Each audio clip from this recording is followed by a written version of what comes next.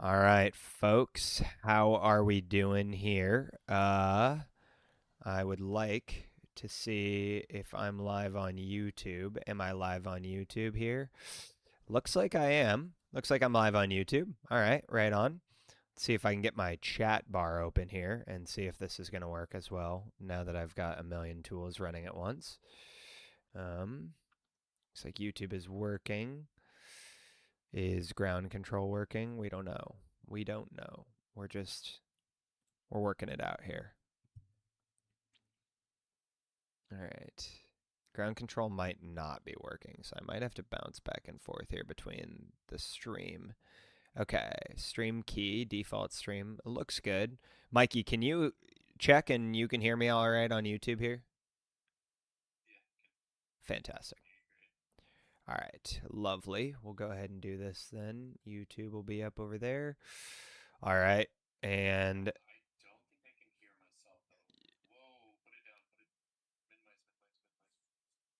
oh yeah, sorry. Sorry.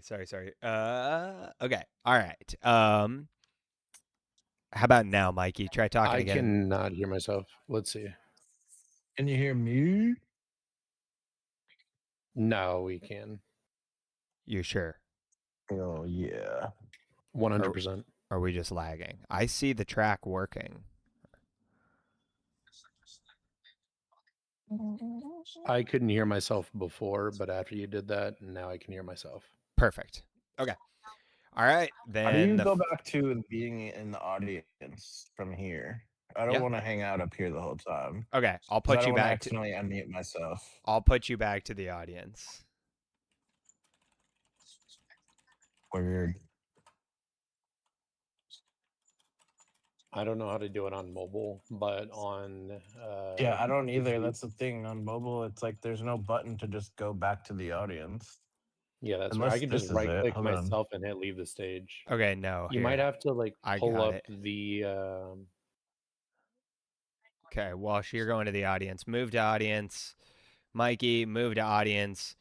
All right, folks, we got 16 in here. I'm just going to rip them in order here. Swaggy, Big Kahuna, where we at? You guys are the first two, but I don't feel like you actually need my roster breakdowns right away here. If that's not the case, let me know in the chat. I'm going to pull up Boston Brewers first here.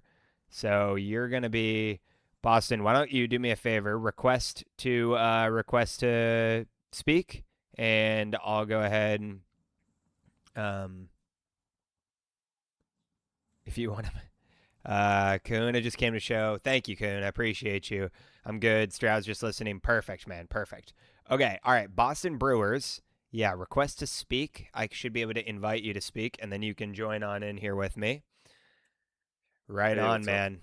All right. Go ahead and do me a favor. Let me know what your sleeper username is, and I'll go ahead and pull it up in here. Okay. I think it's just at Boston Brewers. Right on. Nice and easy, Boston Brewers. All right. And is that not right? What are we doing, the tax evasion fan club? Yeah. Right on.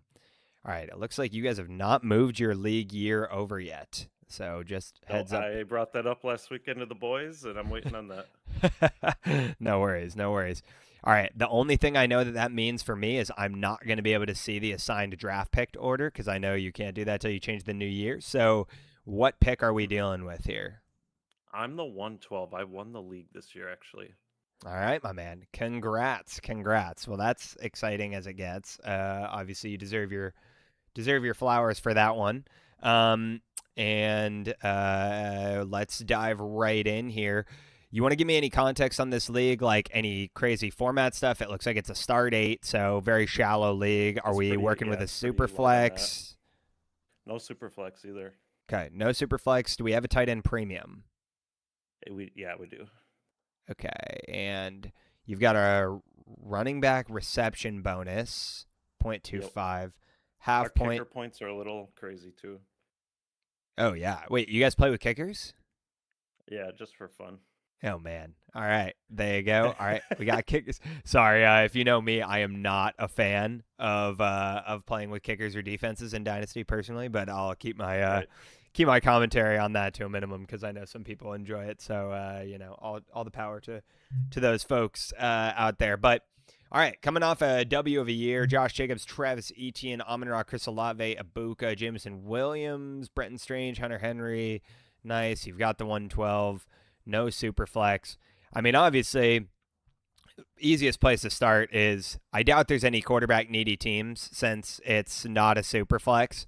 But if there is any quarterback needy teams, I mean, even looking at Ryan here, I mean, CJ Stroud, Sam Darnold, that's not great. I tried to trade him Trevor Lawrence like right before his big breakout, and he didn't want it. Interesting. But now I think he might though. Yeah, I think that would be the first place to start. That's exactly where I was going to start with you. To me, obviously, Nix or Lawrence is both, movable. Even to that degree, I wouldn't get attached. I think if, you are, if you're fine moving off Joe Burrow, I'm totally fine moving or working with Lawrence or Nix for the foreseeable future here. I think Burrow just might get you more on the open market. And so at this point, Right. I view all three of these guys as, kind of whichever one you want to roll with. I think you're capable of winning the league with whichever one you go with. So I would shop whatever quarterback you can of this three. That includes Burrow to get the best haul you can get. Obviously, this Ryan guy seems like a decent fit right out the gate just because I see he has Jamar Chase, right? So you're I tried to probably. get Chase as well. Did you try already? What was your response I like tried. there, and what'd you offer? I sent Lawrence and Williams for Jamar Chase, and I think I packaged a first and maybe 2 firsts, honestly. Okay. And I was gonna get like Mac Jones back as well. Yeah, I mean, I don't have an issue with that, to be frank. I think that's probably a decent move. From my point of view here, the way I'm looking at your team is rather than maybe go for Chase here, what pick does he have, by the way? Like this 26 first, what is it? It's a mid pick. He was pretty average. Yeah, middle of the road. Well, like at least where I would start is the issue is I don't know if he really has the pieces to offer you here outside of I do see as 227 firsts. If you did want to potentially offer him the guy I got my eye on here for you is Derrick Henry, ironically. He's actually a relatively affordable buy. And I think if you saw the comments the other day, he says he's going to keep it rolling for a few years here. And I believe him. He didn't really slow down much and still gave you a top 10 finish this year on an extremely down year for the Ravens. So I think, if you did want to maybe explore rather than going Burrow straight out the gate, offering him Trevor Lawrence for, you could maybe even kick him something back, right? Like Trevor Lawrence in a third and a fourth and see if you could go get Derrick Henry and one of those 27 firsts. I think I'd love that. Just, stack your picks for next year because you don't need anything too crazy in the immediate here. Obviously, you're just going to get another running back to give yourself some more depth for the next season coming ahead. And I think if you roll with Jacobs, Henry, and Etienne, you should be fine there. St. Brown, Olave, Ibuka as wide receiver 3 looks good. I don't have too much of an issue there. Now, the real other area I'd like to tackle on this team, as I'm sure you're aware, is just like I would prefer a premium tight end if possible, especially in a premium format here. Now, obviously, to me, with such a shallow format being a start 8, I have really no need for this 112. Like at that point, you're kind of just taking a dice roll. So I would say let's go to someone who is definitely in a rebuild and see if we could snag a upper tier tight end. I'm just going to scroll through these teams real quick. See, this guy's 5-9. I don't know what his openness to trading is, but to be frank, like He's the guy that he would put everybody on the trading block and then not make any trades.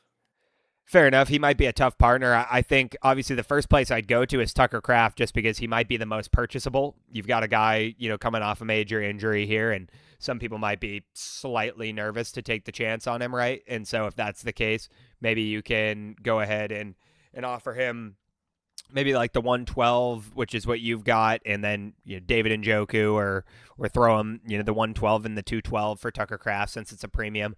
I really am not too attached. I mean, to be completely frank, like I might have already mentioned for your team, all these picks are erroneous. Like you came off a winning season. I don't need to take a swing on them. If anything, like maybe we start with a 1 and a 4 for Kraft and then move to a 1 and a 3 and a 1 and a 3 and a 4 and then a 1 and a 2 if he won't do that. Yeah. Start there. I mean, he's got Gadsden and Pitts, so I would assume he's willing to move at least one of them. If he won't do Kraft, obviously you know where to move next. I'd probably take a swing on Pitts. Maybe you offer him a 2, a 3, a 4, and Njoku, and just see if he'll bite on something like that. I think additionally, let's go take a look. We got the McBride owner here. I don't know how willing he'd be to move off him, but normally I don't go shopping that high. It's normally just too much to give up, and these guys don't want to move him. I mean, this guy seems to have 2 premium tight ends as well in Loveland and Ferguson. Both would be a step up for you. So I would inquire to shrink right away to see what you could get. Mainly what I'm looking for here is who's the Tyler Warren owner, and it seems like Ken Moore here. I don't know how attached is he to Tyler Warren. Have you inquired in the past at all, or? I actually got Olave from him this season for a 2nd and a 3rd, so I thought I got a pretty good deal out of that from him. It's a fantastic deal. I mean, if he's willing to It was value early picks, season, but yeah, I mean, if he's willing to value picks in that range, like I'll be completely straight with you. The 112 for Tyler Warren straight up would make and my. look at his quarterbacks as well. That was another guy to had my eye on for a QB. I mean, this is probably a better fit, to be completely frank. Now that we're talking about it, like if you can go ahead and offer this guy, whichever quarterback, right? Like I even said, if you want to start with Joe Burrow, I'm fine with it. But I would say, knowing your scoring format, do you play 3 wide receivers or just 2?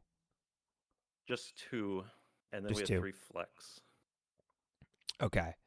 And I'm gonna ask for a 2nd running back to be added back into the lineups this year. Yeah. Wait, you guys only play 1 running back? I know, it's crazy. Wow. Okay. That makes a lot of sense on how you won with these 2 guys then, because I was curious with Jacobs missing most of the season if you were just surviving on Kamani Vidal or what the hell was happening for you. I started him the 1 week he got like 25 or whatever, and that was it. Damn. Okay. That makes way more sense. So, yeah, Yes. I would do that. And to even this degree, man, look, like I'll just put it this way and then, I'll probably try to keep it moving so I don't dwell too much. But I would say, a quarterback, to be frank with you, in this format and knowing you only start 2 wide receivers, like I think Ibuka's on the board for you. Like I'm not crazy attached to there. So obviously, like he's an asset I'm not actively trying to move off of for no reason, but just knowing your team position, you're winning. You're obviously near the top. You have a chance to cement yourself here. Like, if you could do some sort of big blockbuster deal with this guy where you're able to move him, Joe Burrow, Ibuka in the 112, and you could just go try to rob him and start with a blockbuster and go get yourself back. Tyler Warren, Saquon Barkley, and one of those 27 firsts maybe, or your own back. I know that's your Boston Brewers pick that he has, something in that range. That's probably where I would start, just because quite frankly, you don't really need the receiver depth as well, especially if you're only starting 2 since you have JMO already. That's probably the first place I would start. But again, in recap here, let's go shop premium tight end first. That's your first objective. Second objective is move, one of these quarterbacks, whether it be in a package or just straight up for another skill position player or a skill position player plus picks, so that you can stack yourself for the future. And then, these draft picks you have for 26, I'm completely, willing to move all of them, whether that be for the right player deal or additionally, just even if you want to move them back, like if you could move them back and get a 27 first kickback to you from somebody else, most likely it's not going to be the 112, right? So I think regardless of what you decide there, you'll probably end up getting a better swing. So that's where I'd start there, Boston. If you got any other quick questions, let me know. But if not, I'll probably keep on hopping through. Yeah, I totally agree with all that. That totally makes sense. I'm just Hell yeah, looking man. for tearing up and stuff like that because it's it is winnable. Yeah, absolutely. So No, congrats on the Definitely win, get man. You've set yourself up really well. I mean, to win a championship and still have all your future firsts is an accomplishment in itself. Doesn't happen very often. So proud of you on that one. And obviously, you know me. Just tag me on the Trade Center if you need follow up offers, and let me know. right. I will. All right. Thank you. Appreciate you tuning in, man. I'll see you in the next one. I'm moving back to audience real quick. All right. Looks like I got DeathCon right here next. DeathCon, you want to request to speak, and I'll put you on up. Brilliant. All right. Hello, hello. So DeathCon, what's up, man? How are you? I'm okay. So I have 2 leagues that I really care about. The others, I don't care so much. One, it was my first Dynasty, and it is a startup. Okay. And I may have traded my first round pretty quick, but so it's a little bit more of a project on this one. It is DEFCON 5 is my username to get in. Sleeper, whatever username. Okay. Sorry about that. Say one more time. We've got sleeper username is DeathCon. Same thing. Yeah. Yeah, it's the same as my.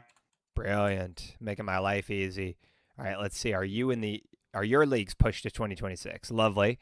All right, so we got Charlie. The Legacy League is the one that I am the most impassioned about. I was hoping you could see my one that I'm currently drafting for to see if it was good, but that's the main one I want. And that's the Husbands is the one I'm drafting right now for. Gotcha. I don't know if it'll sync honestly, so I might have to just. Yeah, it's still in it, so. Yeah, I know it's don't not know showing if me. it would- That's okay. Okay. All right. That Sorry. one's a So later the event. other league was which one? The Legacy League. That's the Legacy one that League. Nice. Yeah. All right. Let me know then. Anything I need to know specifically about this league? Like any crazy settings, scoring? Am I super it's flex? super Am I flex. tight end premium? Superflex, tight end premium, all the works. I don't think there's anything extra crazy. It's just all the normal Superflex stuff from 'Kay. what I can grab. Yep. All right. It looks pretty normal. 4-point passing touchdown. That's always important to know. So rushing quarterback's definitely getting a little boost here. We've got a 0.5 tight end premium I can see. And outside that, we got a start 11. So nice and deep format there. I love start 11 formats. Give me the state of this team. It looks like 107. So we barely made the playoffs. So we lost in round 1, huh? No, this is just the start. I just did the draft this month.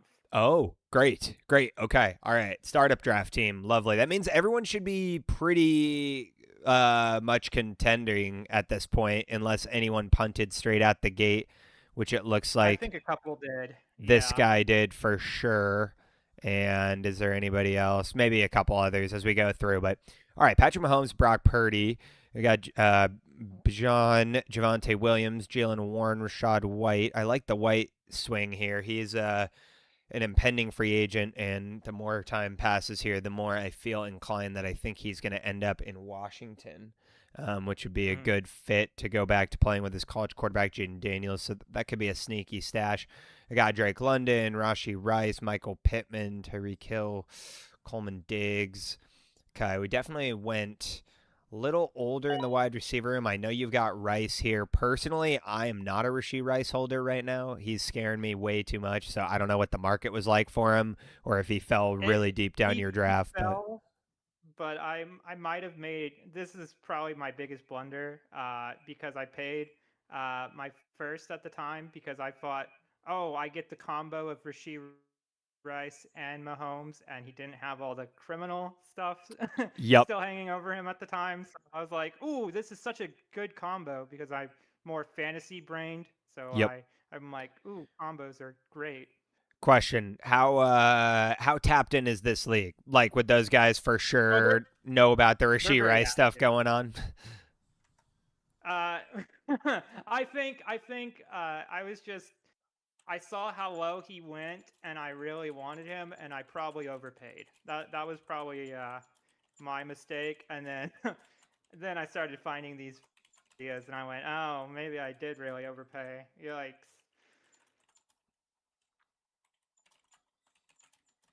No, I got it. Yeah. They're Okay. pretty tapped in, Yeah. I would say. No, that's good to know. Okay, then we won't mess with it for now. I'll probably just obviously have you stick with him and not suggest moving him just because you'd probably be selling way too low at this point. So unfortunately, he's probably locked on your team. As far as the rest of the team goes, I like the build. Obviously, you got 2 quarterbacks already here. I don't think you need to add a third, so I don't have any issue with that. We've got a solid running back room here. Obviously, would you know, enjoy having maybe a better third option other than Jalen Warren. But again, beggars can't be choosers. And like I said, I do think you might get lucky here with Rice coming through with Rashad White coming through and potentially getting a starting role somewhere, or at least a touch split. Wide receiver room, I love the value on Michael Pittman and probably Diggs on where you got him. I think you'll be okay there. Like I said, with Rice being the wild card, I obviously would want to add another wide receiver. The positive is you do have the 107 here, so you probably will get a swing at some wide receiver, or at least the ability to potentially move him on the clock. I think the only thing I would say for you is because obviously out of a startup, like people are going to be mostly competitive. It's going to be hard to make too many crazy moves here or any blockbusters. And additionally, like you drafted a good team. I don't think this is a bad team by any means. I think my only suggestion for you would just be, most of these picks will probably rise in value a little bit as we approach the rookie draft. Right now, there is a very strong narrative being pushed by creators online that I quite frankly don't like, that this class is crazy weak and sell all your picks and there's going to be nobody of value. I couldn't disagree more with a statement like that. I think every single draft class provides plenty of relevant players, even if they don't scream it from the mountaintops right away. I think you'll obviously have way more looks at guys that are potentially exciting as soon as we have landing spots after the combine, after free agency, and we know what team needs are. All those things will go into play here. So I would say let's hold these picks for a moment, start shopping them, and a little bit before free agency, just because a couple guys, just for your shout here, and this is the majority of the advice I'll probably give you. I'd like to add some swings to this wide receiver room. The types of swings I'm talking about are like Michael Wilson, Wan'Dale Robinson, Alec Pierce. Like guys that are either free agents or coming off a little bit of a breakout that could offer me upside and that I'm willing to take a swing on by sending some of these seconds. I think like the 206 and the 405 should get you Wan'Dale Robinson potentially, right? And like that's probably a good upside swing in this wide receiver room. The 208 and the 305 pair them together. That might get you Alec Pierce, right? Now you've got a second swing in this wide receiver room. And then if you want to hold the 1-7 and the 2-3 for closer to draft day, absolutely no issue, right? If you decide you want to move the 2-3 on the clock and throw in a 27 third because you expect to contend to bring Michael Wilson in, like I don't have an issue with that. I think additionally, like depending on where the running back landscape is, and you guys are obviously coming out of a startup, I do think it's going to be hard to buy premium running backs. So I'm really just not even going to suggest you do that because most of the time coming out of a startup, these guys like the fact that they just, created a team. They're not trying to actively move off of him right this second. So my other, suggestion to you would be let's go ahead and maybe try to buy some running backs that are a little bit in limbo that could offer you some upside. I think one of the names that jumps to the forefront of my mind is like a Rico Dowdle. I think Rico Dowdle could definitely provide you with some upside and is not going to break the bank for you. You could probably get away with sending one of those late seconds or, a 3rd and 4 package, maybe with Aaron Jones or something, to the right player. I think like bringing in a J.K. Dobbins, a David Montgomery, just a, flurry of these guys that are kind of in that touch split RB2 range. Like I think there's a really good chance the Lions move on from David Montgomery this offseason, right? And maybe he lands as the goal line back for the Seahawks because Charbonnet's out, right? Or I think J.K. Dobbins probably resigns in Denver. I mean, the deeper analytics on R.J. Harvey coming out haven't been fantastic. I mean, even to the degree of like a Ramondre Stevenson, right? Like a Chuba Hubbard who's, greatly depleted. Even a DeAndre Swift who, as the offseason buzz starts to run, maybe more people start to like Monungai. I think Monungai's, kind of forged into that touch split role. I don't see him ever carrying like a workhorse back role. I think Swift still got decent upside and is very affordable. So I think like that would be the range that I would suggest mostly for now is try to like buy some swings on some of those later round running backs. The only other running back that I will harp on, which I had mentioned already in the past, but I'm going to say again, is Derrick Henry. He's well priced right now. He's super old, but that doesn't seem to be slowing him down. I think, maybe even a change in the offense and everything over there could bode well for him. So regardless, those would be probably where I'd start. Outside of that, I don't have a ton else for you. I think maybe the only other thing you could explore is I don't think this is a start 2 tight end format. Now, it's nice to have, a tight end that you can flex in a premium, but, to be frank, I actually think David Njoku is kind of one of those guys that's entered the buy range for me. Like, his career definitely isn't over. Only 29. Obviously Harold Fannin outplayed him, but there's plenty of tight end needy teams out there, and he's shown he can get it done in the league, at least to be a serviceable top 15 guy. If he lands with the right team this offseason, he could definitely still provide you with top 15 upside entering his age 30 season. So all to say, like, probably up to you. If Pitts signs a massive deal in free agency and someone's willing to send the farm for him, I'm open to hearing offers, right? To maybe stack some other positions since you have Gadsden and Njoku, and then vice versa. If you think that someone's really tight end needy and would need to, or, gets really excited by the Mike McDaniels hire, is willing to give you a haul for Gadsden, fine. Like, I'll send him away and I'll roll with Kyle Pitts, right? So you definitely have options here. The only other thing I would say to you is, this is a super flex. I don't normally hold third quarterbacks. Don't think you need one. But, if someone's really low on Michael Penix, I'd probably send a second for him, and just stash him just because I think he's grossly undervalued right now. I mean, same thing goes with like a Daniel Jones. If someone hasn't picked up on the fact he's getting extended for sure here, if I could send, the 206 and a fourth for Daniel Jones, like, I think that's money. Even as a swing trade, the second he signs, you'll be able to, print a first for him. So, maybe that's even just a good trade for you to try today. The 206 in the fourth rounder, or 206 in the third rounder, buy Daniel Jones with him, stash him. 2 months from now, you'll print a 27 first for him. So I'd say that's another option for you. Okay. So you'd say I should try to sell one of my tight ends. Yep. I was just thinking that they would, at least both of them might be able to score a lot of points over some of my more shitty receivers like Keon Coleman or Stephon Diggs arguably could be pretty good. And I was wondering if I should have both on my team because it's tight end premium. Well, so that's the thing. Here's the way I put it. This is a start 11 league. It's a deep league. In your scoring format, you're right. A tight end, will score comparable to a wide receiver too, which I have no issue rolling with that strategy. In fact, a lot of my leagues, I play a start 11 format for all my listener leagues. However, it's start 2 tight ends. So like the tight ends are even more, important. Now, that being said, there's plenty of leagues where I start 4 tight ends on a weekly basis because it really does give you such a consistent floor. Now, from that point of view, again, I do agree. It's good to have 2 starting tight ends, especially even if one gets hurt. Now you're not completely screwed. I'm not telling you that would be my first move. I would just say if someone's willing to give you a haul for it, I'm okay doing that just because knowing you own the 107, you could have a chance at Kenyon Sadiq there, first off, regardless. So you could grab another tight end. Secondly, at the 2-3, 2-6, 2-8, if you end up holding any of those picks, you'll probably have another chance at a few tight ends in this class that I think, potentially could find decent landing spots and give you more upside than people think. Like Max Clare's not a bad guy to look at.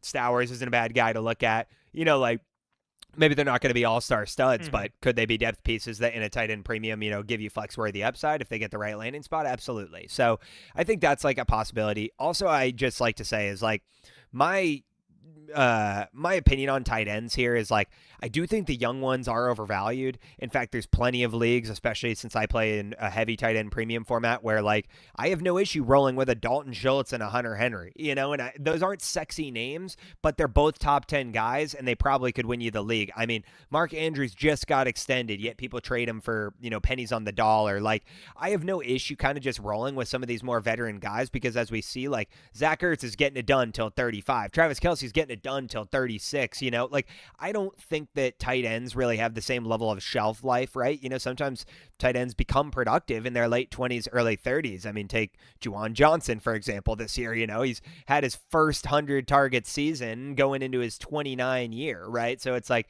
you don't necessarily have to rely on these 22-year-old tight ends. While it's nice to have the comfortability in Dynasty to be like, oh, I don't have to draft a tight end for the next several years, they're also typically, even in a tight end premium, the cheapest position to buy. And so it's like, if I need to go buy Mark Andrews as my tight end 2, if I need to go buy Dalton Schultz, if I need to go buy even guys like AJ Barner or potentially Noah Fant if he signs somewhere else next year, you know, and gets off the Bengals and is a tight end 1 at age 28, former first round pick, right? Like, I don't mind stacking my tight end room that way, even to the degree of, like, a lot of guys in this chat already know this about me, but I'm a big Terrence Ferguson guy, was going into last offseason as well. Unfortunately, it just didn't materialize really till the end of the season.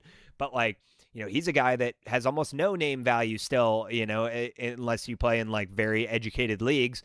And, like, you could probably pick him up for a 3rd round pick, right? Or, like, you know, throw Calvin Ridley in a 3rd at somebody and maybe you can pull him in. He might have the upside to give you tight end 2 numbers this year, right? So I think my only advice for you is I'm not committing to doing anything. I'm just saying shop the market, understand the kind of value you're able to get, and then how you're able to, you know, potentially flip. Because, again, Don Schultz was tight end 9 last year, right? So, like, if I can move off Gadsden and get, you know, what's a player that's worth a 1st round pick or more, and it only takes me a late 2nd or a 3rd and a 4th to bring in Dalton Schultz, well, that's a great value swing trade for me, right? So I think that's kind of the mindset there. But with all that being said, appreciate you, DeathCon. I'm going to keep it rolling, man. We'll have plenty more of these. But again, as you generate some offers here, tag me in the trade center whenever you need, and I'm happy to chime in and help more. At least now I've seen your team. All right. Right on, man. Sounds Thanks good. so much. Thank you. All right. On to the next. I believe it was Krem. Krem, you've been raising your hand, huh? You wanna request in here, and I can get you up. What team we looking at, bro?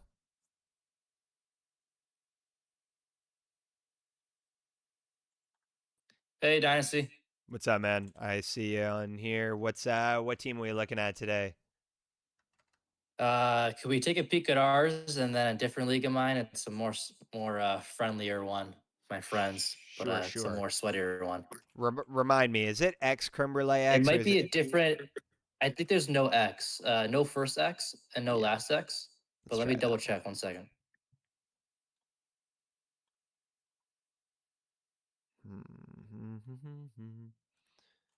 Did I spell it right? It's all right. It's 2 E's at the end Okay. and then an X.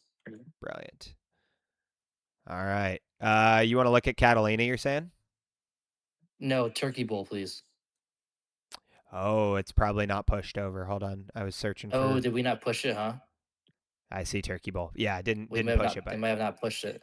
all good. All right. You pulling it up now. You might just have to tell me where your picks are if you have any. Yeah, where's this first at here? I'll let you know 1 second. Yeah, no worries.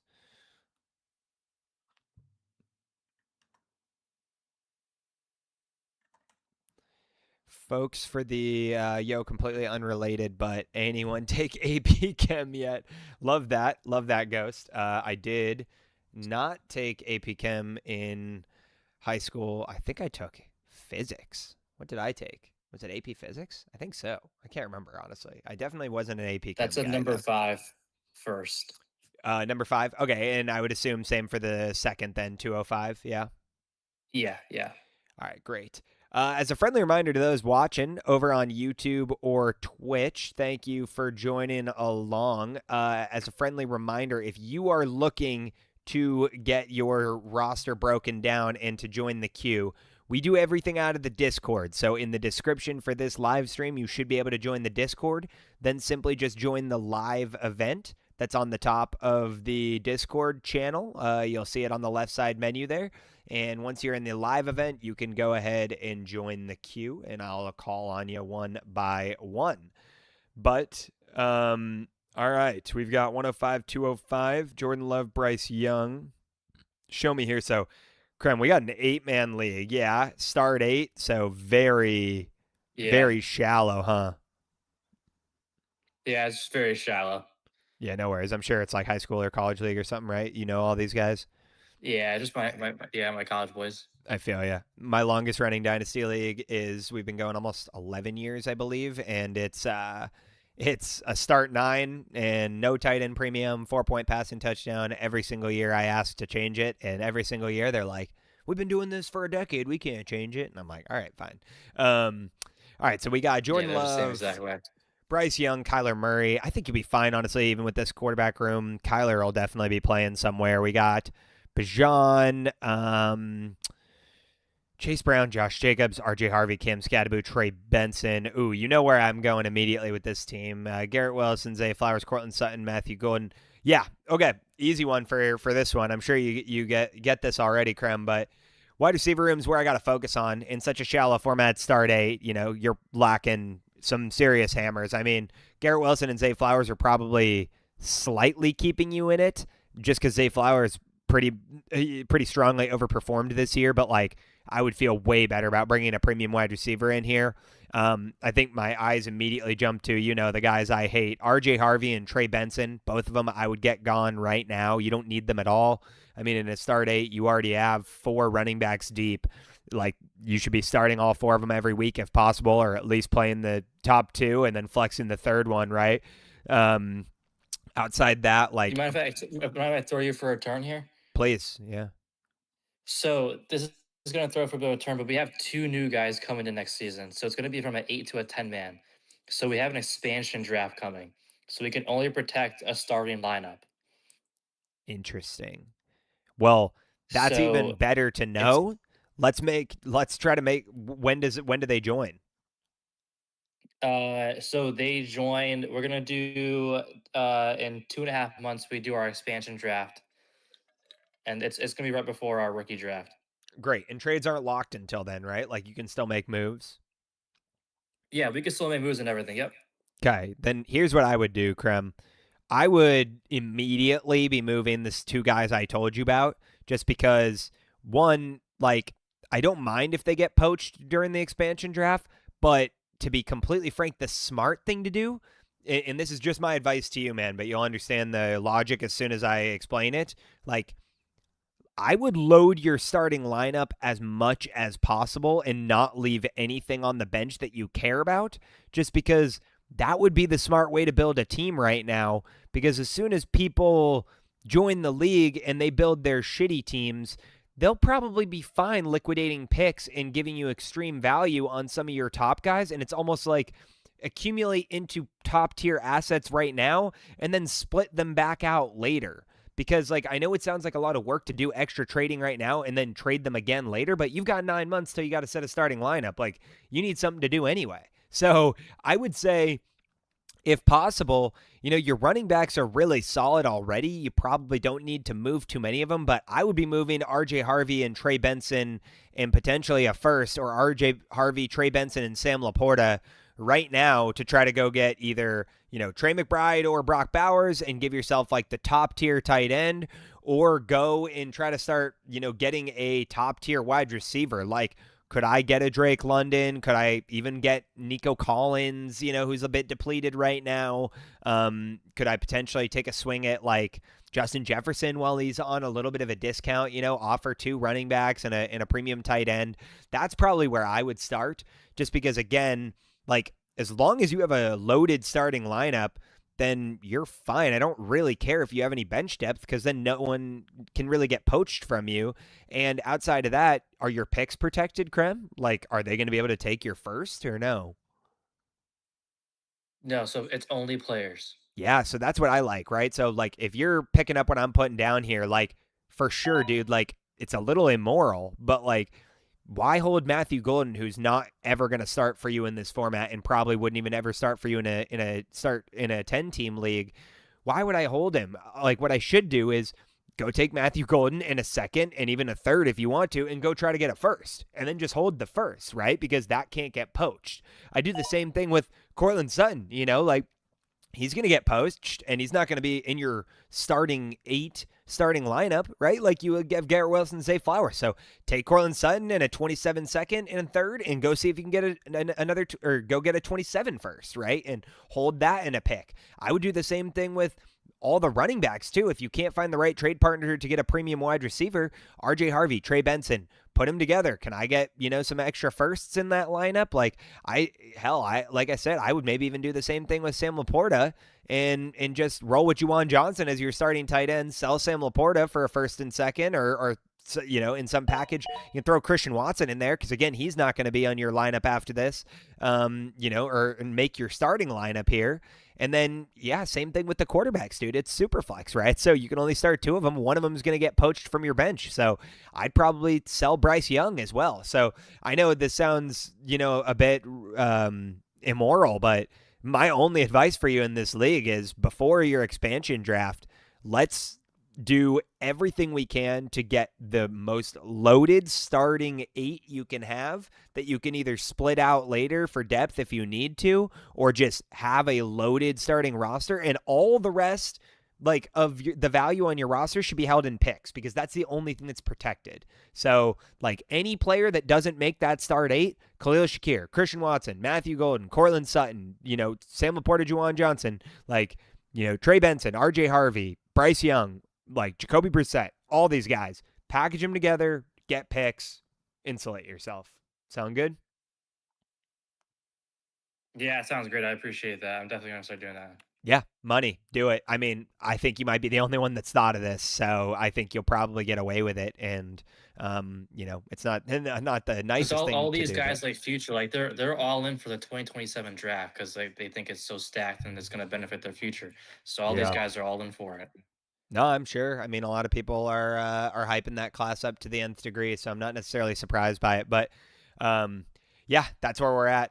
All right, dude. Again, I'd rip you more, but I don't think you need any more. Knowing the expansion draft, that's going to change the entire formula of the league. So you got what you need here. Obviously, come back. We're going to do this every week. So after your expansion draft, show me the team again. We'll make some other moves. Yeah. All right, appreciate it, brother. Thank you. Right on, man. See you soon. All right, we're See you later. Yeah, you will. All right, congrats to Krem too. He won one of our listener leagues this year, so super awesome to see. I've got Swaggy. Do you want a team, or what are you looking at here? I see you're inviting to speak here. I'll throw you on, but not just for the fun of it. I want to keep rolling on the teams. I got some folks waiting. Let's see. What are you typing here, Swags? You wanna chat for a second? I can't give you the mic too long. You'll go forever. He knows already. Let's see. Let's go to Quaz next. Quaz, go ahead and request to speak here, bro, and or maybe I have to invite you. Here, let's see. Oh, there he goes. All right, let's see. Might as well. That seemed to work. Yeah, right on, man. You should be good to go. How is everything going, my friend? All right. Hell yeah. All right, real quick. What is your sleeper username? Can I type it in the thing just because it's going to be Please. easier than it's Please. not my username. Yeah, please. right. For the folks that are watching over on YouTube here, Ghost, thank you so much for the love, man. Telling me how much I've been growing like crazy this year, loving the videos. I appreciate it, man. We're out here grinding for you guys. I hope it keeps going this way and can help as many as possible with your teams. Got to go to school. Have a good one. Of course, man. Thank you for coming through, Ghost. Hopefully you hear the shout out before you leave, but it's been awesome, man. But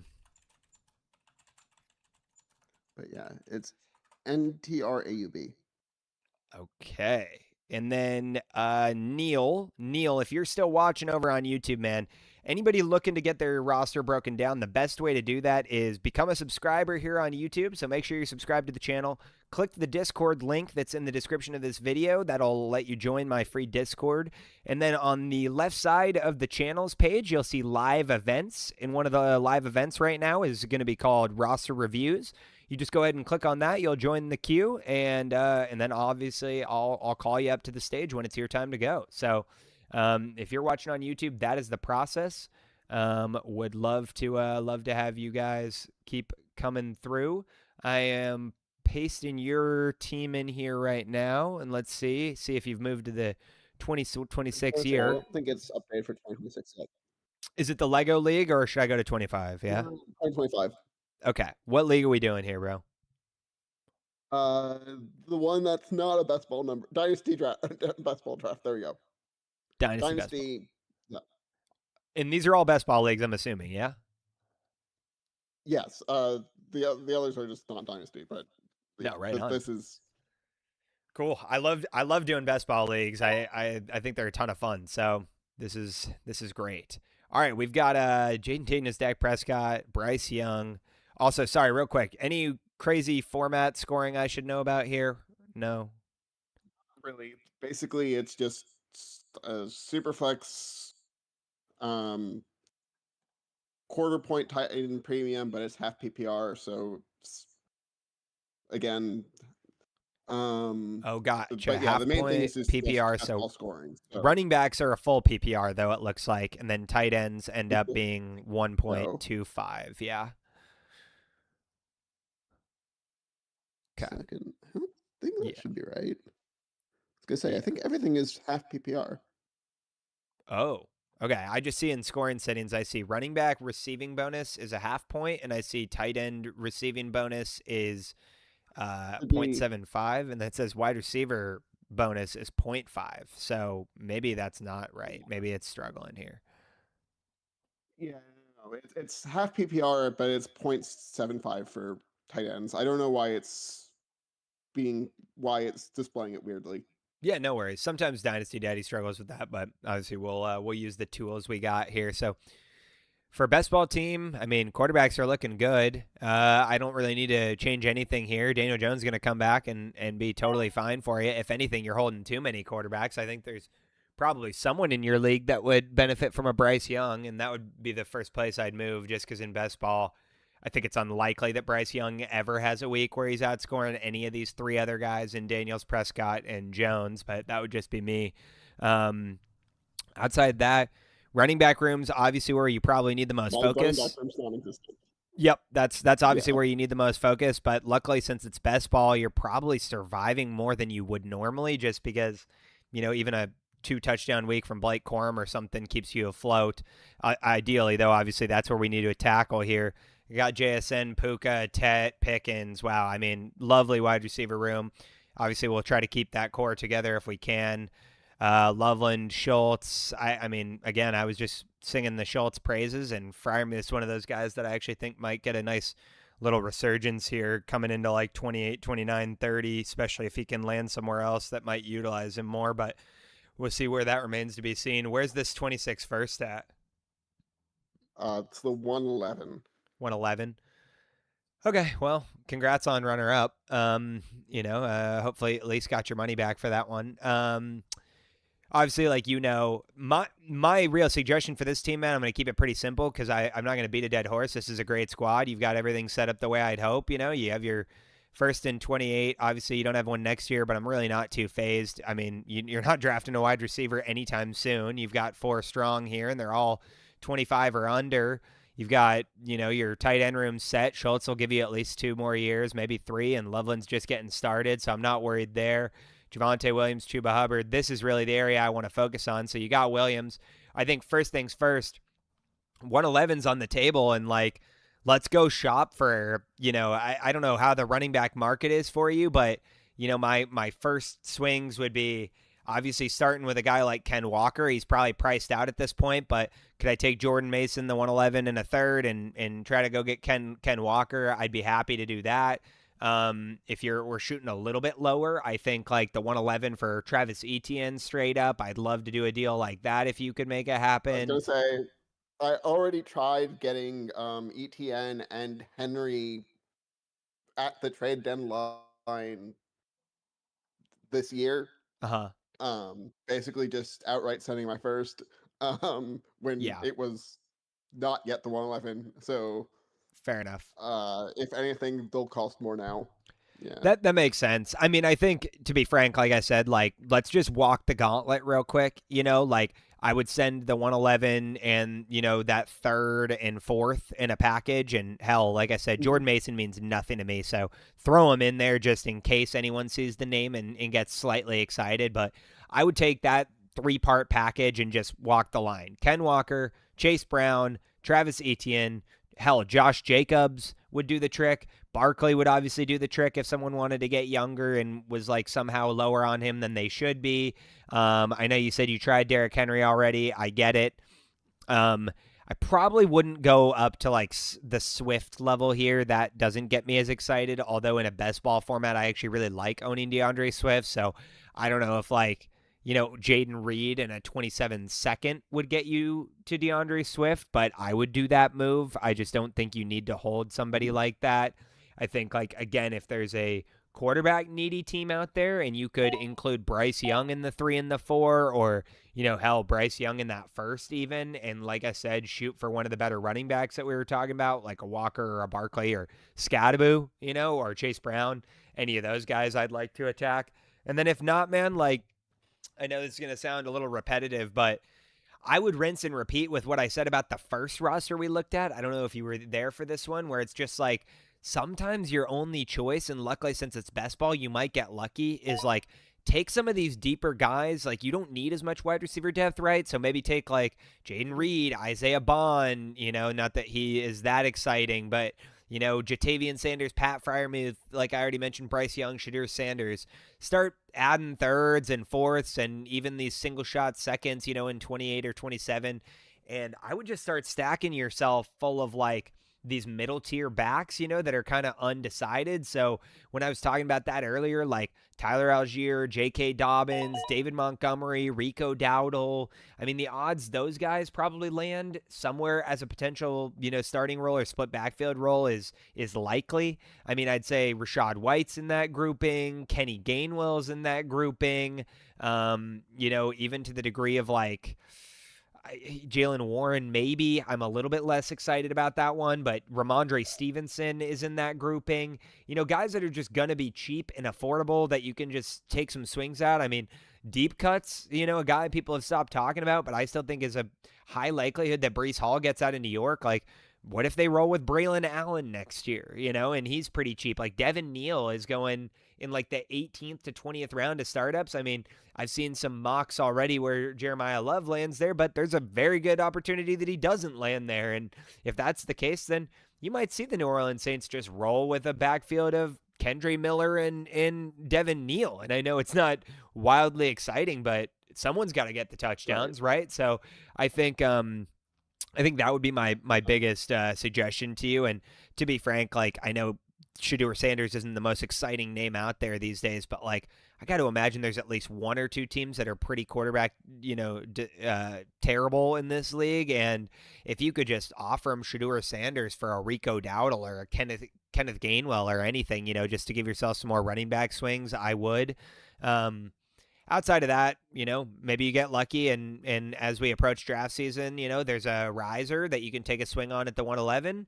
Or if not, like I said, just continue to shop them around. Maybe someone on the clock wants to get younger and I'll give you an Etienne or something, right? So I think that would be my biggest suggestions for you here. I mean, this guy's 6 and 8. He's not necessarily in ultimate contending window. Maybe he'll give you Travis Etienne or Devin Neal for cheap. I'm trying to see if there's any other rebuilders here. The 4 and 10 guy from last year. Yeah, I mean, he's got the Jalen Warren, Kenny Gainwell. Maybe you could poach one of them or both of them in a package. But that's probably where I would start. Like I said, I mean, this guy seems to be several deep. But this is the exact example of how I'd like to set up a best ball running back room. Is this Durft guy? He's got Achane and Cook, so he's probably safe there just out the gate. But for any weeks that the guys are hurt or not playing or whatever, you got Dowdle, Montgomery, Pollard, and hell, even Kareem Hunt for half this season. Like, between the touchdown numbers that are going to go around between those 4 guys, you're probably getting one that could work in a best ball on each week. And so that's my strategy. But I think I'd start with you there and yeah, wish you the best of luck on your shop and tag me in the trade center if you need anything else. And I'm happy to help you craft some offers as we approach the rookie draft season. Well, thank you. Yeah, right on, man. Thanks so much for coming through, and I'll see you next week if you got another league. All right, who else do I got here? I've got Milkman, you've been in here for a while. Do you want to go Milkman next, and then JC? I'll rip you afterwards, and then the rest, like Norade and Drew and Norse. Obviously, love you guys. You guys are diehards in the Discord, but I see plenty of you, so I'll definitely get to you guys after this. Milkman, you want a request from me real quick to join, and I'll go ahead and accept you, and then JC, you can go next. All right, my man. Okay, let's see. Can I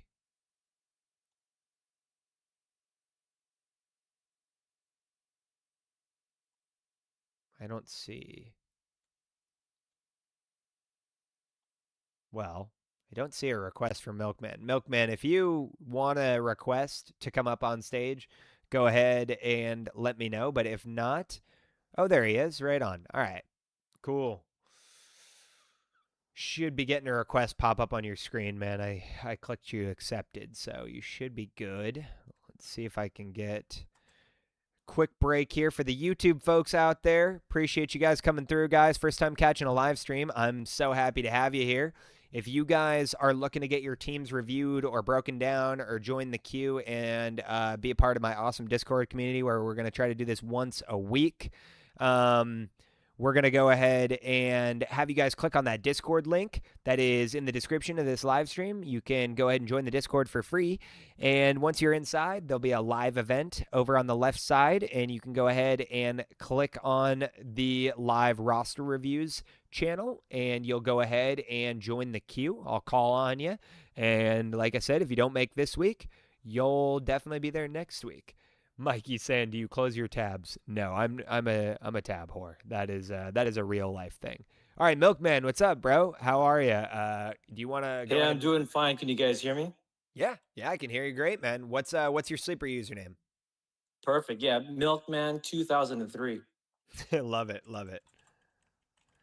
Do you like milk, or is this just an ironic thing? Yeah, it is ironic thing. Exactly. Okay, fair enough. I'm a diehard milk guy myself. I know it's not popular these days. Everyone drinks the fake milk, but I'm a real truther. We're a whole milk family here. Hey, I can respect that, man. I'm a 2% guy till I die, except for when I'm baking. We got cookies, I'll go whole milk. I like it. But all right, what league you want here? What are we looking at? Okay, so all hail the Dynasty. Fantastic. All right, I see 10-man league here. I'll rattle off some of these settings, and you just tell me if they're correct. Sometimes Dynasty Daddy doesn't pull them flawlessly, so let's see if all this sounds good to you. But it looks like we got a 10-man start 11. Seems like we got a super flex format, 1 tight end, 2 running back starting spots, 2 wide receiver starting spots, and then 4 flex spots. I got a 6-point rushing touchdown and a 6-point passing touchdown, so quarterbacks are pretty even. I've got a first down bonus for running backs of 0.25 and a receiving bonus for running backs of 0.25. Is that correct or no? Yeah, we got a very generous commissioner. Okay, yeah, no worries. And then I got a tight end premium of 0.75. That sound right too? Yep, that all works. Perfect, man. So funny thing. This was my first year playing fantasy football, and just through sheer luck and a lot of like bad trades that turned out pretty well, I won the league. Wow, congrats. Yeah, that's awesome, man. Yeah, like what it said, sheer luck and a lot of boneheaded mistakes that I bounced back from. Anyway, so here it is, man. I don't have a first, and I'm looking at. Okay, like I don't know if I need to do anything special with this team because I feel like it has enough legs to compete another year. Mm-hmm. But I'm gonna leave it to you experts to see if there is something I can tweak and really and the other thing is like what I can do with that 210, 306, 310, 410 and use that to my advantage. Yep. Like use some Jedi mind trick to get something good out of that. Totally, man. So that's exactly where I'm going to jump for you right here, right? Let's rip off the Band-Aid. Your quarterback room's great. May and Purdy, I'm thrilled with it. To be frank, I always say it's nice to have a backup, just for your own peace of mind. But quite frankly, if I'm in a super contending window, which you are, you just won the league, congrats. I would just say holding a third quarterback never scores you any points. They're never going to play for you unless you have injury. Now, obviously, this season, you lost Brock Purdy for half the season, so I'm sure you were really glad you had Matthew Stafford. To be frank, though, you're probably, this is probably the last time you're even going to get anything in return for Matthew Stafford, assuming people think he's going to play next year. Now, I know, the retirement news is already starting to make its runs here, and we'll see how much steam that picks up. But we're also talking about a man that we thought wasn't even going to play this season because of all the back issues and his age going into the year. And then he put together an entirely, healthy year, didn't miss a single game, went into playoffs, and probably, might still win the MVP here. So I think, for the folks out there that think he's going to retire, I would think again. I think he's going to keep playing. And yes, that buzz might pick up a bit here, but let's be tentative. Just to the degree of why I'm saying that is mainly for the viewers out there. If Matt Stafford, if you're a really quarterback needy team and you're contending, Matt Stafford might still be a very cheap buy for you right now. On the other end of things for you, if there's anybody else that's really quarterback needy and would still give you any sort of return on Matthew Stafford, I would probably take it, just because my normal process is, if I'm an ultimate contender, I'll go into the year with two quarterbacks. And if I need to buy a third quarterback at some point during the year when I'm sure I'm contending, I'll do it, just because, no offense to you, but I'm sure if Jahmyr Gibbs goes down with an ACL in week 2, doesn't matter. You're not buying any other quarterbacks. Your season's just done. You're probably not making it.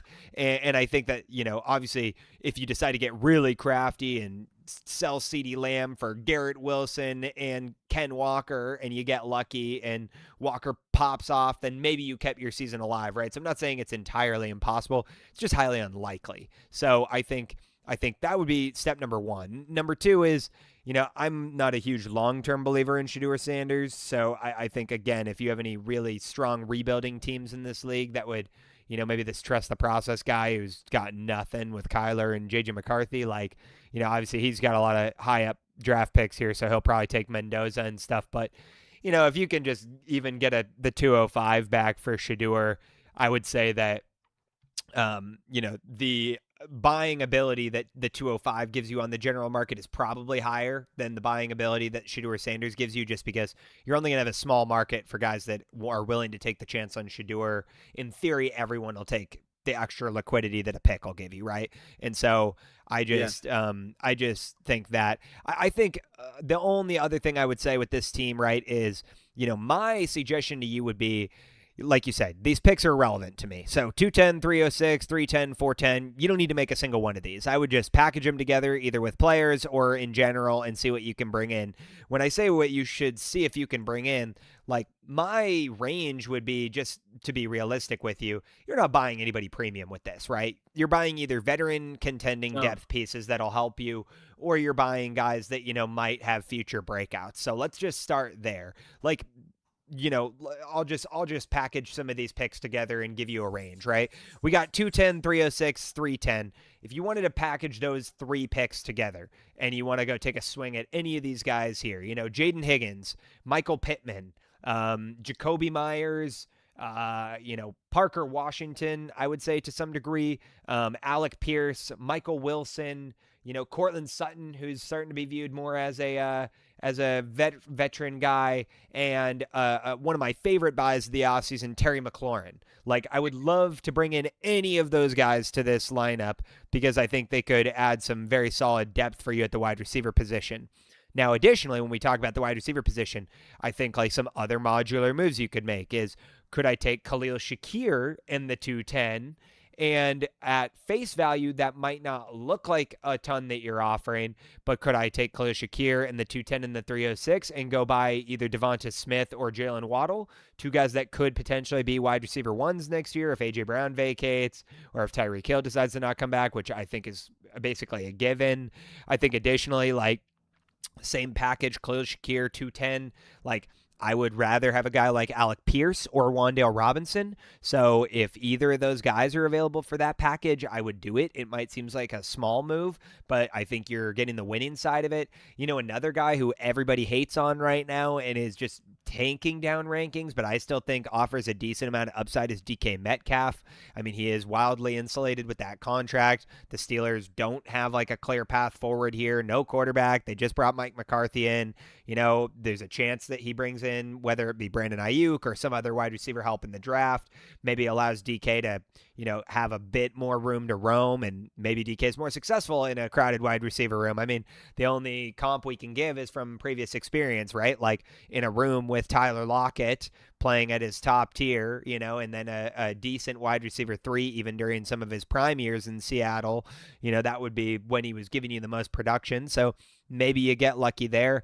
I think additionally, the only other thing we could try to explore here is, bringing in a little bit of, upper third option at your running back room here, like guys that I don't love holding on to right now, just as far as their instability, like Jaylen Warren. A lot of people don't really know this, but he was mainly Mike Tomlin's guy. He's also on the last year of his contract, and it is very voidable. Like, the question is, will they do it or will they not? But they could clear about $4.5 to $5 million in cap space if they do it. That could be an easy move for them, seeing that it's going to be a new regime, and just say, hey, let's start with somebody young, or let's bring someone in free agency and give them a long-term deal. Because there's guys like Etienne and Breece Hall and Ken Walker and some decent guys available in free agency here. Tyler Algier, you never know. Him, and then a guy like Chuba Hubbard. I like Hubbard to some degree for the right price range, but I think if we could package, Hubbard and Warren together and add the 306 and potentially tier up to, a guy that's in that Javonte Williams range. Maybe I'm thinking, again, like a Josh Jacobs, a Travis Etienne. Ken Walker's probably priced out of that range now just by how well he's been playing. But hell, I would even do like Jaylen Warren in the 306. I'd do it for Derrick Henry for sure. I'd do Jaylen Warren the 306 and the 310 for Derrick Henry. And I wouldn't even think twice about it. I think only other options you have for you are like, you've got Sean Tucker here. Rashad White's leaving that room in Tampa Bay. He's already said he's gone. Who's the Bucky Irving owner in this league? Like, do you know off the top of your head, or I can scroll and look? No, I can't remember. Let's see. I just want to take a look at his lineup and see if there's just okay. Yeah, so it's Joker here. He's already got a loaded running back room, so he probably doesn't even need the handcuff here, but if you want to offer him even to just try to move up, right? Can I move Sean Tucker in the 210 and go get the 2-4? Like, it at least gives me a better swing or a more realistic draft pick, that I'm bringing in.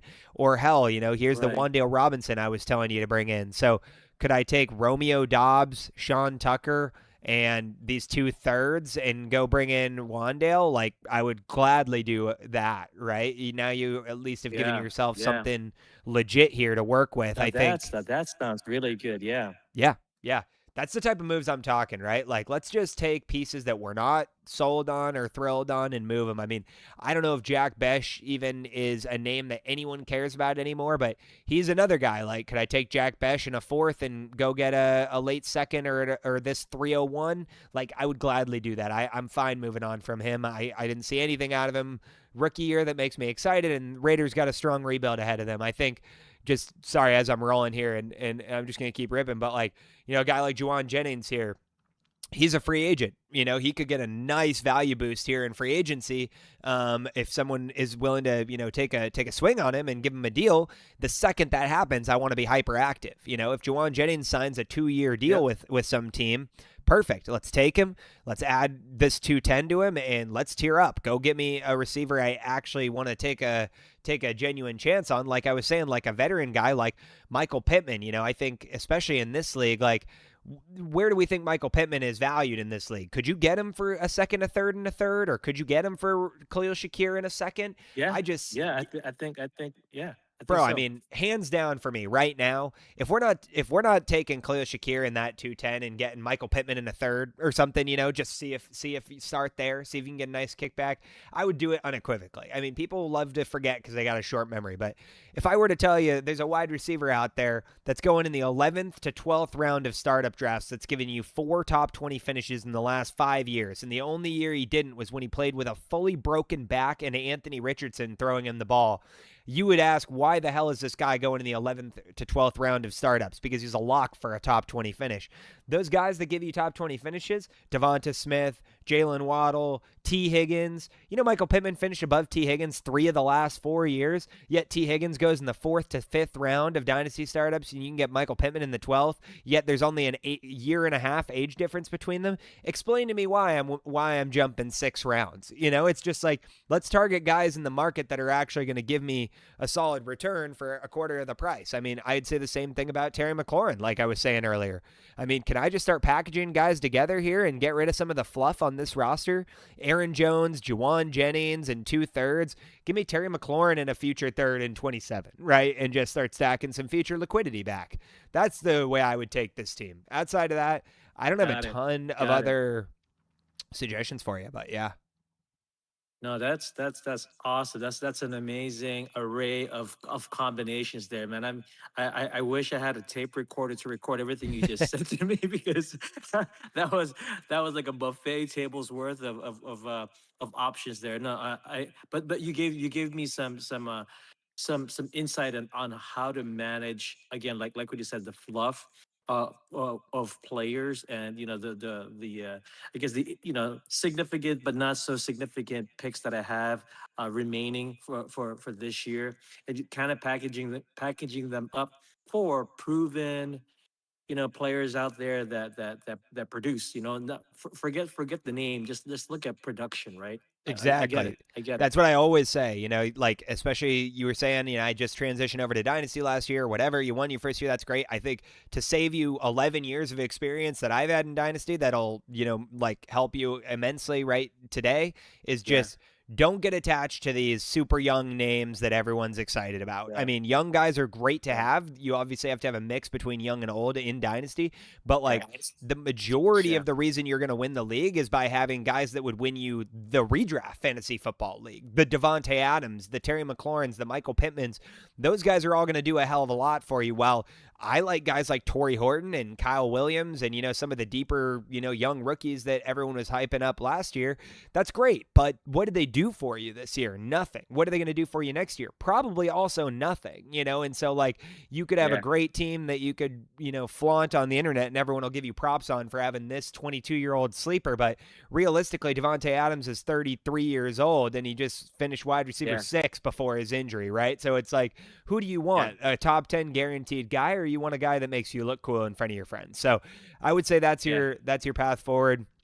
Appreciate you hopping in and supporting, man. And like I said, any offers that you need to generate and stuff, go ahead and toss them in the Discord Trade Center and tag me, and I'm happy to check back in. Man. Hey, thanks for your time. I appreciate all the help, and next guy up. Yeah, thanks, man. Appreciate you, bro. All right, we'll go ahead and jump to the next one. We got some newcomers in here. I'm happy to see it. Who did I say? I said JC was going to be next, but it seems like we lost him. That's a bummer. Let's see. I see Moxie in here. Milkman already went. I'm trying to see if anyone else has been waiting a long time. Norris, Norade, I know you guys are probably chilling for the most part right now. Andrew and JT just joined. We'll go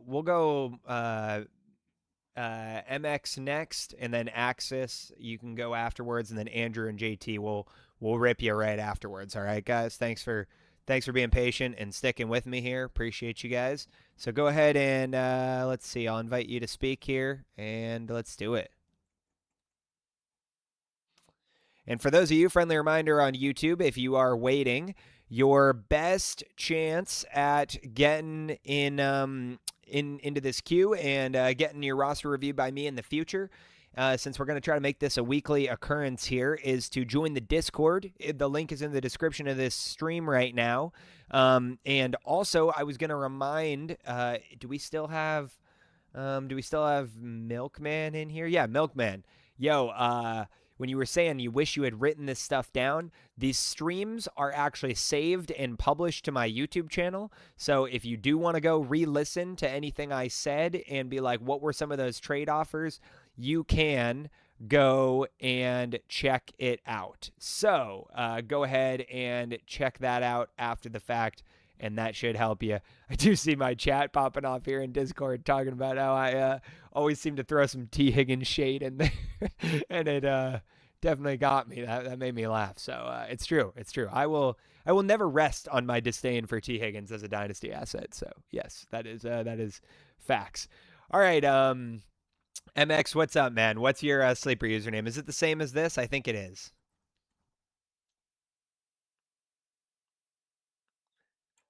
Yep. All right, cool. We'll go ahead and check you out here. Maybe we're in year 2025.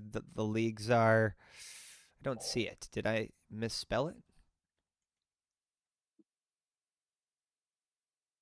Okay, I don't see it. See if I'm doing anything wrong here, pal. Oh, Max. There you go. Molly MXLL. All right. Right on. And what league are we diving in here for? I've got $40 Fantasy Goons Home Alone with Deshaun. That's terrible. And the War of the 12 Banners.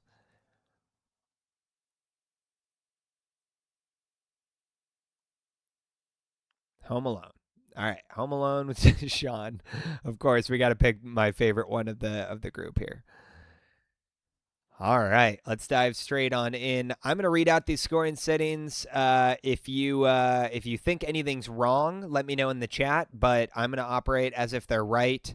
It looks like we've got one super flex here, start 10. I've got pretty standard start 2 wide receivers and 2 running backs. The rest are flex spots. Is there kickers in this league? I do see 3 kickers rostered, so I would assume that's a yes, there is kickers, but maybe not. Tight end premium of 0.5, and outside of that, everything looks pretty standard except for a 6-point passing touchdown. You've got the 105, 206 here, no 27 first. This was not your pick, so maybe you were kind of contending. Jackson Dart, Matt Stafford, Tyler Shook. I've got Chase Brown, Zach Charbonnet, Tyler Algier, Braylon Allen, Devin Neal. Definitely got to address this running back room. Oh, 26 picks. I got it.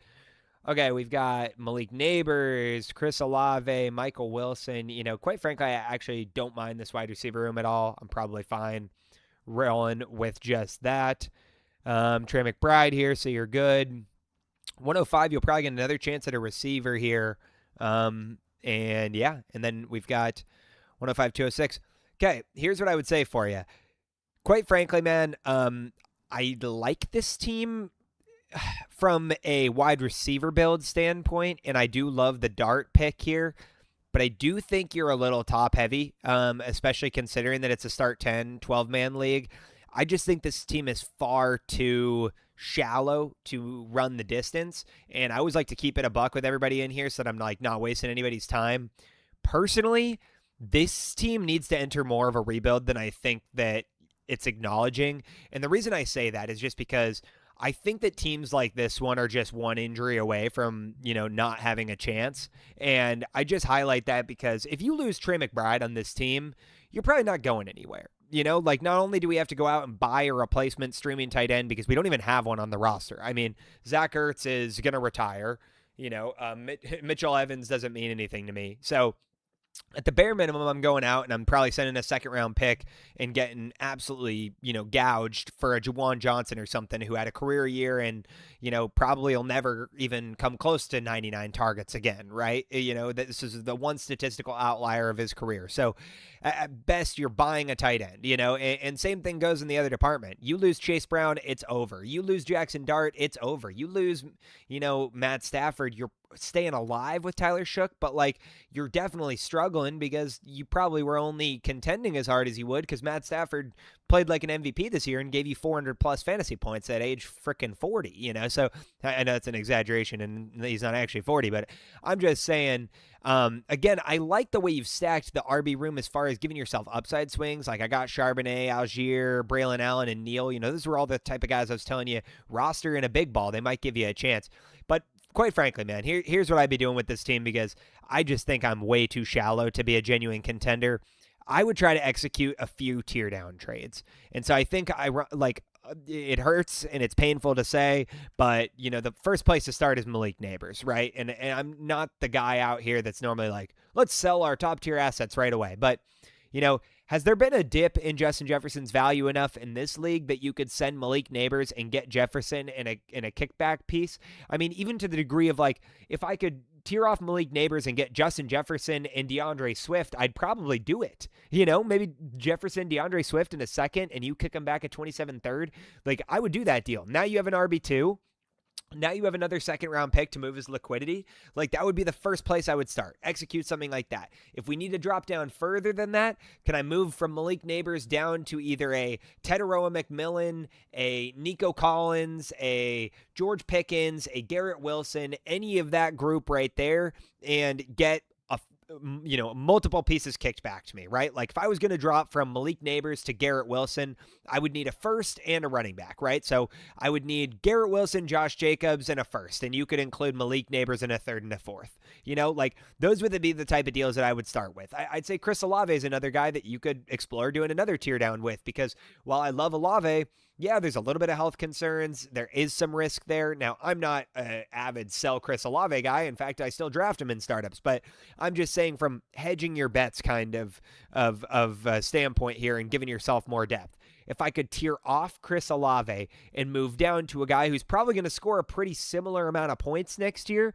but get extra picks kicked back to me, so now I can go shopping, or a potential running back, I would say like A.J. Brown is one of those guys that I would be targeting. Like, he's only 28 years old and probably still going to be very relevant for you next year. So could I move Chris Olave in a third and get A.J. Brown in a first kicked back to me? I think that would get done in a lot of leagues, or at least equivalent value. Could I get A.J. Brown and Travis Etienne kicked back to me? Well, now I've stacked actually a great tear down trade, and I've added a running back to the roster that gives me a chance to now like lean into contending, because if any of those other guys like Algier, Braylon Allen, Devin Neal even end up getting a 50-50 touch split opportunity where they're a flex worthy or RB3 option, well, now you've got your 3 running backs deep or 4 running backs deep, and you're putting yourself in a genuine position to contend. I think the only other thing I would say with that is, on a roster like this, I like Michael Wilson a lot, but if somebody's willing to pay a first-round pick for him, I'm not. I have him right around like the early second range, but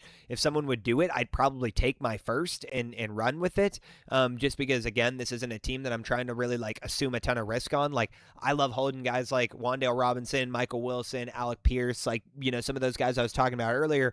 I like holding them on rosters I can afford to do so. I like holding them up when I'm already 3-4 wide receivers deep, and those guys are like my bench upside swings, because if any of them hit, well, then now I can move my legitimate player, for extreme value and just roll with the guy who's given me, immediate production.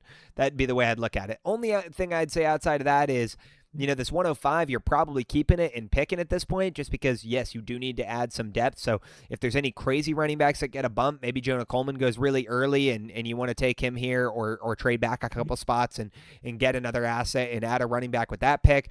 Or, again, now if you decide to take the best wide receiver on the board here, because at 105, you're probably going to get a swing of Tyson, Lemon, or Tate, depending on which order they go, because I would imagine it goes Jeremiah, Love, Mendoza, and then those 3 receivers in whatever order, people prefer them.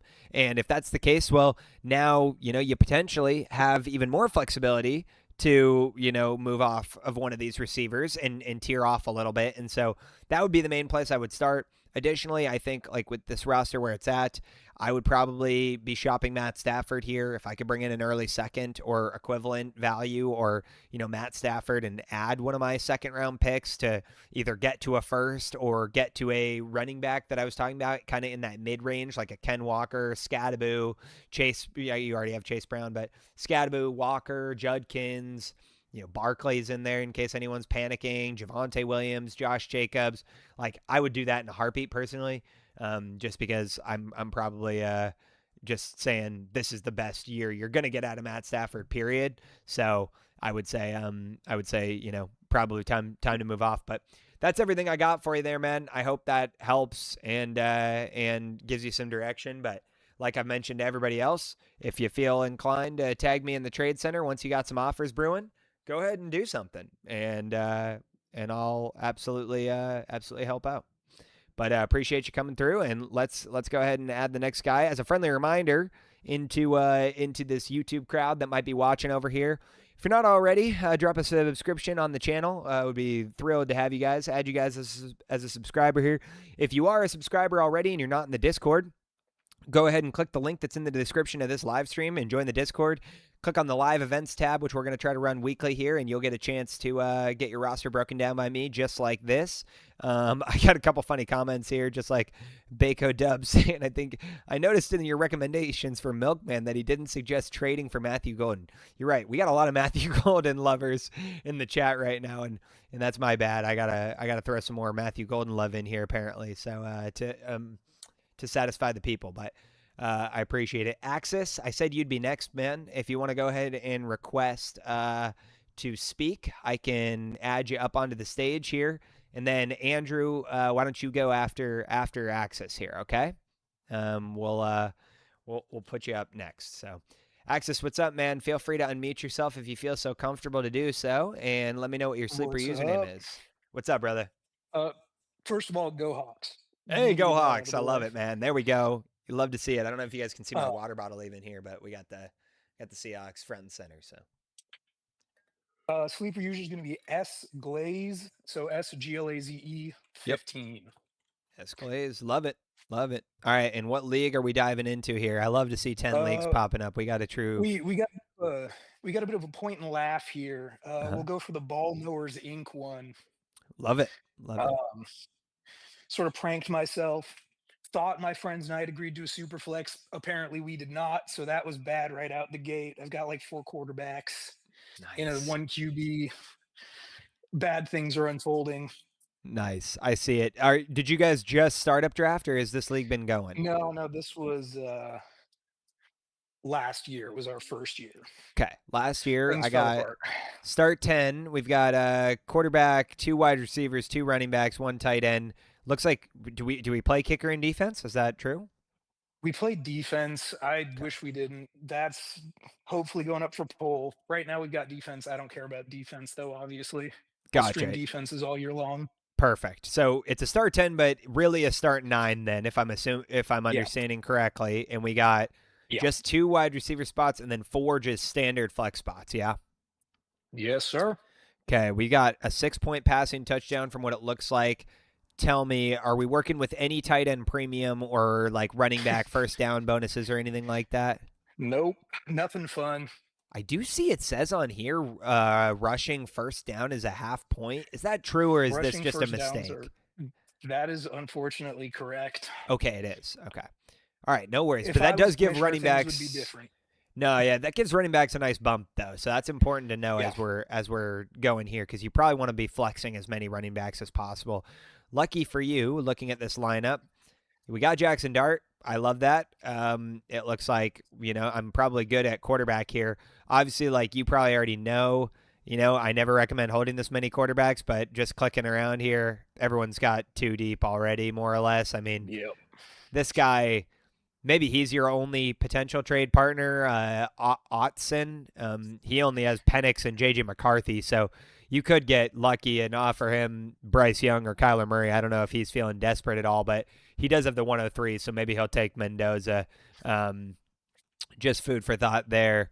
But outside of that, probably, I've poked around every other team. Nobody else needs quarterback. So he'd be your only option if you were going to try to move a quarterback and just get any sort of liquidity. But I'll reserve judgment on that one. We'll just keep it how it is. We got Gibbs, we got Henderson, we got Bucky. I got Adunze, Johnston, Ayuk, Jaden Higgins. Okay, not gonna lie, I do not like this wide receiver room. I'm sure you already know. It's in trouble. Ferguson, Johnson. I mean, quite frankly, man, you probably are aware of this, but you're definitely kind of in the middle of a rebuild here. Like, there's not. Where'd you finish last year? No, you'll never believe it. Dead last, and I don't have my first. Yeah, that's devastating. I was going to say, it looked like seeing the 401 there that you might have lost on the 101. This would be a team that I would imagine would get the 101, no offense. But we do have 227, or we have 327 first. So at least you are on a rebuild, but you're absolutely about to turn that around. I think, here's my genuine advice for you. Like, frankly, you probably already know this just from watching some other Dynasty content, but why, and this isn't a gotcha question, but why am I holding no wide receivers and only young running backs when I'm in the middle of a rebuild? Like, there's zero reason to be holding running backs. Every single year that you're holding these guys, you're losing value on them, and you're not getting the positive out of them, which is the production you want from running backs. And seeing that your format is so structured towards running backs, I would imagine you can get a pretty penny for them. I mean, the first place I would start, honestly, is TreVeyon Henderson, number one. Like, I'm a big TreVeyon Henderson seller, and it has nothing to do with, like, his fantasy or, like, with his real life skill. Like, as the people in this Discord have already heard me repeat many a time in the past, but, you know, I still stand by it. TreVeyon Henderson might actually be the most talented or high upside guy from the entire last year's class. Like, his explosive speed is generational. He's a great, you know, pass blocker, so he should be on the field for all 3 downs, and he's got good receiving upside. So, like, there's nothing necessarily holding him back from a skill perspective. From a fantasy perspective, he's stuck behind Stevenson. They probably are not going to change the wheel and reinvent it. They just made the freaking Super Bowl, and it's working. And on top of that, Ramondre Stevenson's on contract, and it looks like Mike Vrabel wants to run this sort of, you know, double-headed horse system. So I'd rather not wait and burn another year of Henderson's potential, you know, massive value because he's so young on a roster that just isn't ready for him. So immediately, if I could turn TreVeyon Henderson into Garrett Wilson plus, I'd do it. You know, give me a wide receiver that I can start to cornerstone and build around. So let's just generate some offers for you right out the gate here. Like, talking about startup, you know, value, Henderson goes in the 3rd, 4th round. So can I make a direct swap of TreVeyon Henderson for any of the following? Can I make it for Garrett Wilson and a little ad? Can I get George Pickens and a little ad? Could I get Teteroa McMillan, you know, straight up? Or if I have to add even a tiny bit, I'd do it in a heartbeat. Those would be all the directions I'd be looking right out of the gate here. Additionally, Bucky Irving, classic sell right away as fast as I can get it here. So, you know, can I take Bucky Irving and go buy, you know, again, at this point, you're in the middle of a rebuild. So picks are probably your best friend here. And if you can own the majority of that 27 class, it's going to give you wild amounts of flexibility next year. So if I can take Bucky Irving and tear down and get, you know, go Bucky Irving and a future second and get Lad McConkey in a first, I'd do it. You know, if I could do the same thing for, you know, with George Pickens, I'd do it. If I could do the same thing, even taking a swing on a guy like Brian Thomas Jr. right now, I'd probably do it, even though he's dropped a ton in value. So I think, like, that's all the direction I'd start. Emeka Ibuka falls in that bucket too. Like, if you could go Bucky in a 2 for Emeka in a 1. Now, I don't know how likely that gets done, but again, since your format is so running back friendly and gives you a whole half point per first down bonus, you're probably taking that. I think additionally, what contenders out there are even slightly running back needy? Can I go get a 2nd round pick for Chuba Hubbard? Like, I'd do it. You know, anything above the 2.6, just because that at least gives you more liquidity to move in a trade that might be, tantalizing for any of the 12 of other trade partners out there, where right now there's probably only a select few that want Chuba Hubbard. So I just try to get as much buying power as I can. You know, additionally, who's the Judkins owner in this league? Like, I'm looking around because, again, you've got Dylan Sampson here. I always like to flip handcuffs to their owners, especially when Judkins is coming off a major injury here, and he might not even start the season. So who's my Quinshon Judkins owner? It looks like it is, I don't even know. Is there a Quinshon Judkins owner in this league? I don't even see one. Let me see if I can.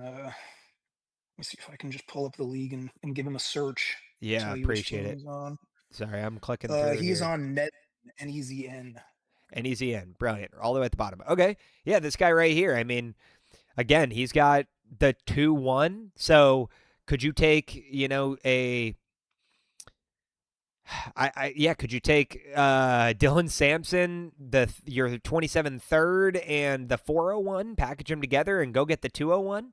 I mean, I would gladly do that deal. That gives me a swing at, you know, actually a relevant player, or hell, like, you know, probably a little too rich and he probably won't do it. But could I take Dylan Sampson and that 401 and go get Troy Franklin? You know, give yourself a upside swing in that receiver room and just get another young wide receiver that could accumulate value before next year, right? I'm thinking just trying to give myself some sort of swing or upside there. But again, my first goal would be, let's just see what I have to pair with Dylan Sampson to get up to the 201. Then I'm at least stacking some extra liquidity here. I think additionally, like I mentioned, Irving's got to go, Henderson's got to go, and it sounds aggressive, but you could probably get a life's ransom for Jahmyr Gibbs in this league, right? And I mean, with the first down bonuses and just the nature of him being a first round startup pick, like, could I go out there right now and flip Jahmyr Gibbs for Jackson Smith and Jigba straight up? I mean, with the first down bonuses, Gibbs should be worth a lot more than JSN. Could I get even anything included on top of JSN for Gibbs? Or, like, could I get crafty with it and go to the Jackson Smith and Jigba owner, which I'm just trying to see who it is. It's probably, let's see.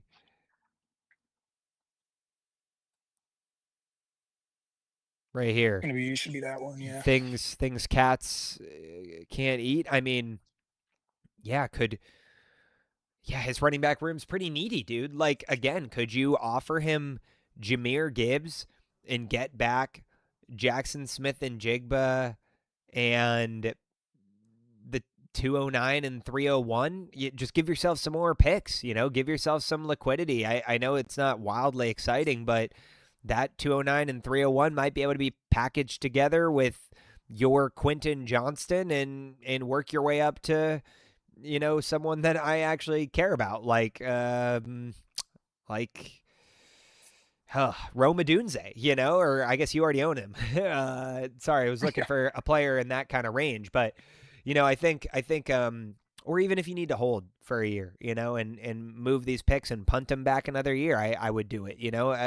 As far as that goes, if we could get JSN and his 27 second and third, I would love to do that, because those picks are going to be valued even more highly next year when you can actually materialize them into something, right? And this 27 class is getting hyped into oblivion. So I think those would be the main areas I start with, just because, yeah, man, like, again, obviously moving Gibbs might not be your first big swing here. I'd start with Henderson and Irving, but as you probably are aware, and I'll just, throw my final 2 cents in here, and then, if you have any specific questions, I'm happy to answer them before I move on. But I think, you've got 327 first. This is going to be, quote unquote, a loaded class. Let's just say that, one of these picks ends up being a top 5 pick. I mean, yours is probably going to be a top 5 pick if you do this correctly, right? So ideally, you're going to get a star wide receiver. Like, if by some chance you end up with the 101 again, you're getting Jeremiah Smith. And if not, maybe you can bring in Ryan Williams, and whatever, and you're still adding a young stud receiver. Plus, you've got a bunch of, chances with these other 2 picks, whether you can move them for a ton in return of production because someone else wants to get younger next year because next year's class is crazy hyped, or you want to just take all 3. That's going to solve part of your problems. Now, the final thing is, like I was saying when we talked Dynasty strategy, when you're ready to contend, you can buy running backs that you can win the league with. I mean, a lot of guys, and myself included, like, you can win the league with Travis Etienne and Josh Jacobs. You can win the league with Derrick Henry and Ken Walker. You can win the league even with Derrick Henry and DeAndre Swift. So I would say, like, why hold the premium backs right now when you're not ready? Get your rest of your roster sorted, get a premium, young tight end, get a Tyler Warren in here, or get a Kyle Pitts with a fresh deal, who could have some serious upside for the future, and then start building out this wide receiver room to the fact that you have 2 guys like, a JSN and a Garrett Wilson, like 2 guys that you're building around. When you're ready, next year you could move a 27 first, whichever the latest one on the clock is, and probably get Cam Scatterbo plus, Ken Walker plus, Travis Etienne plus, Saquon Barkley plus, which is very realistic. And then you're ready to contend next year when you feel like you want to buy the ability to do so. So that's the direction I'd take this team. Again, sorry, I don't mean to be rude or shred the thing. Obviously you've done a good job of getting the 3 firsts in 27, which is, by all accounts, a loaded class, and your running back room's fantastic. You're just not ready for it, right? So, like, I think if you could spread that value around the rest of the team with the future picks that you have available, you could do it. I mean, the last thing I'll say is, to the degree that I think you could actually probably turn this into a contending roster this offseason, you probably could if you really wanted to, with the way that those picks are getting hyped up into oblivion.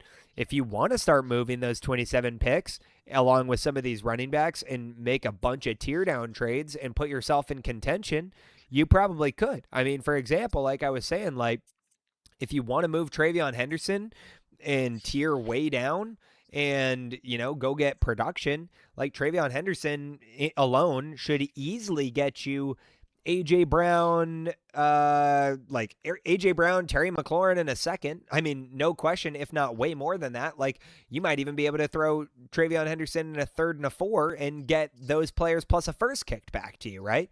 And to be quite frank, I don't really hate doing that deal. Like, imagine we go Travion Henderson in a 3 or a 3 and a 4. Throw him your, 27 third and in the 401 and see if I could get AJ Brown, Terry McLaurin, and a 27 first. And if you could do a deal like that, wow, suddenly Rome Odunze is your wide receiver 3, Jaden Higgins is your wide receiver 4, Mike Evans might sign a 1-year deal somewhere to, give you flex upside, and you've got 4 27 firsts now to work with, right? And now you're kind of contending today, and you still have future picks, right? I mean, like, again, if I wanted to get crazy aggressive and you wanted to lean all the way in, there's nothing that says you can't take 127 first and go buy Devontae Adams, Michael Pittman, and, Javonte Williams, and you throw 27 first and second, and that's probably it for you right at the gate there. And then if you wanted to split Bucky into Travis Etienne plus, a solid tight end like Jake Ferguson, well, suddenly this team is now contending. I mean, I don't know if I love that outlook as much as I like just being patient and moving these running backs, for more, young upside that might be able to sustain your roster for a longer period of time. But again, I think like the liquidity you have on this team, hopefully highlighted by what I was just saying right there, shows me that in the right league economy, you could contend tomorrow if that's really what you want to do. I think the other part of this is, which I just haven't looked at, is how top heavy are the teams? Like, is there like a clear 1 or 2 that are like nasty? And if that's the case, then I normally take the patience route just because, I don't like to compete against super teams if I feel like I can't beat them. But that'd be something you'd have to evaluate a little bit. And obviously I could look deeper into it another time. So that's probably what I got for you for now. Any other crazy specific questions or how do we feel? Yeah, so I've already been trying to shop Bucky. I've got one dude who's, sort of the guy that no one really wants to trade with, trying to throw me Addison in a second. Just a vibe check. I'm kind of out on Addison. Are No. we on the same page there? Yep, I'm not in on that. I'd say pass on that one. All right, and then I've been sort of circling the boats on the Burden owner. Which side does the value have to go on for Burden versus Bucky for you to get something done there? I mean, personally, man, like they're not even in the same stratosphere for me. I know like there's a lot of creators out there right now that are hyping up Luther Burden to the nth degree. I'll just be frank, it's not so that I can paint myself as some cool contrarian. I just don't see it. Like I see the upside to Luther Burden becoming either Devonta Smith or T. Higgins, which gives you wide receiver 17 to 24 finish every year. And is that a realistic outcome for Burden? Absolutely. But if that's a realistic outcome for Burden, then you're taking him in the right range of where startups are right now, which is, quite frankly, anywhere between the 7th and 9th round. And I'm looking at a startup board right now where he went 7-3, and this is a startup that's still going. So it's like very active, it's current. And just to compare with you, Bucky Irving went at the 3-1 in this draft. So we're talking a 4-round swing and startup pick ADP. By all means, I know this sounds aggressive, but that's about 2 first-round picks worth of value difference, or like at least a first and a half, right? So if I was trading Bucky, I'd be fine to get back Burden in a 27 first. Now, if that's a deal that you could get done, I would do it, even if you got to throw the 401 on your side just to sweeten it. I'd do it just because now you have a wide receiver 2, but let's understand what we're getting. Like, I'm just going to hold the mirror up here. People can fight me in the chat, and that's fine. I'm open to hearing the criticism here, but paint me a picture where Luther Burden actually gives me wide receiver 1 numbers in an offense that has DJ Moore under contract, regardless of whether or not you want him to be there or how involved he is. He's under contract. Rome Odunze on a rookie deal for still the next 2 years, and by all accounts, hate me if you want, far better prospect profile. Like, Rome Odunze was a way better wide receiver in college. They just haven't found the way to use him correctly, or his chemistry with Caleb seems to be messed up for some reason. Additionally, you've got what's looking to be a top tight end in Colston Loveland and is absolutely, like, eating across the board recently. And so, like, I just don't think that Luther Burden really offers anybody the opportunity to be a genuine top 10 finisher, just because Ben Johnson also wants to run the football like we saw a lot. And DeAndre Swift got plenty of receptions out of the backfield. Kyle Monunga is going to get fantasy points. And at that point, I've got Loveland, Odunze, Moore, Swift, Monunga, all competing with Burden. And to say you've got 5 other guys that could be fantasy relevant on a team that's going to give you wide receiver 1 numbers would be extremely unique. It'd be crazy unique. I'm not saying it can't happen. Anything can happen. I'm just going to like hold the mirror up. And this is mainly for the people listening out here right now of why I just think, like, again, comment, let me know, like, leave stuff on this video, post it in the Discord if you want me to read it and tag me. Like, give me a genuine path to Luther Burden being the clear alpha wide receiver 1, because you could be like, well, he's like Amon-Ra, and look at Amon-Ra, what he did in a Ben Johnson offense. I mean, fine, you could maybe make that comp, but is he Amon-Ra? Like, no, he isn't. I haven't seen it yet, and 2 good games at the end of the season doesn't suddenly make me think that he is, like, has the same level of upside that a guy who's given me 3 wide receiver 3 finishes in a row has done. Also in a very unique circumstance of, like, probably one of the better offenses we've seen in the last 5 years, which has just been the Detroit Lions. All to say, this isn't the Luther Burden show, but sorry, I just wanted to take that as a talking point there. So I wouldn't be wildly, like, convinced on trading for Luther Burden that he's going to be the savior of your team. Now, if you're looking at buying a wide receiver 2, then yeah, especially in this format, like, I agree with some of the people in the YouTube comments right now that are like, yo, like, there's no way you're getting Burden in a first for Bucky. Totally get you to Baco. The only other thing I'd say is, like we acknowledged in this league earlier on, is that there's a running back first down bonus that's pretty sizable here. I mean, the first down bonus is a half point. Like, I play first down bonuses in some of my league, but it's 0.25. Like, a half point first down bonus is aggressive. So, like, in theory, Bucky should be greatly outscoring Burden in this format, like, by a significant margin. So I would say that, again, if you need to go Bucky in a 3 to get Burden in a 1, I would still do that, but I probably wouldn't go much higher than that. Like, I definitely wouldn't do a 1-2 pick swap just because I think the value's too much. So know what you're buying there, but yeah, if that's an opportunity for you, I would explain it. And again, like, everything I just reasoned to you, feel free to regurgitate to him, like, make your points, make your case, like, see if you can get him to do the deal. But is there anything else that you've been seeing on the table that you wanted to run by me, or no? No, I knocked on his door with Bucky and Mike Evans for Burden his 27 first, and got told I was robbing him blind. So I'm not, I'm not pushing it further than that. Then, I think we're about on the same page there too. Yeah, I get it, man. Well, again, sorry, depending on your league economy, what you're able to get done here, but like I said, hopefully that gave you some direction. The positive is too, like I said, this will all be on YouTube, so you can go back and rewatch and just listen to my rant for a little bit about some of the other trades I was drafting for you, and feel free to start crafting some of them up and engage in some offers. But like I said, if you want to tag me at any point in the future as well, in the trade center with some offers you're going to generate, I'm happy to help further. Right on. Appreciate it, brother. Of course, man. Thanks for being part of the Discord. Thanks for coming through, participating. I'm stoked about the community we're building. So I'll see you again soon. Yes, sir. Have a good rest of your evening. Cool. Cheers. All right, guys. I should be mostly done here. If there's anybody else that's waiting to hop in the queue here, like Norse or Drew, I saw you were a late ad. Feel free to hop in if you guys want.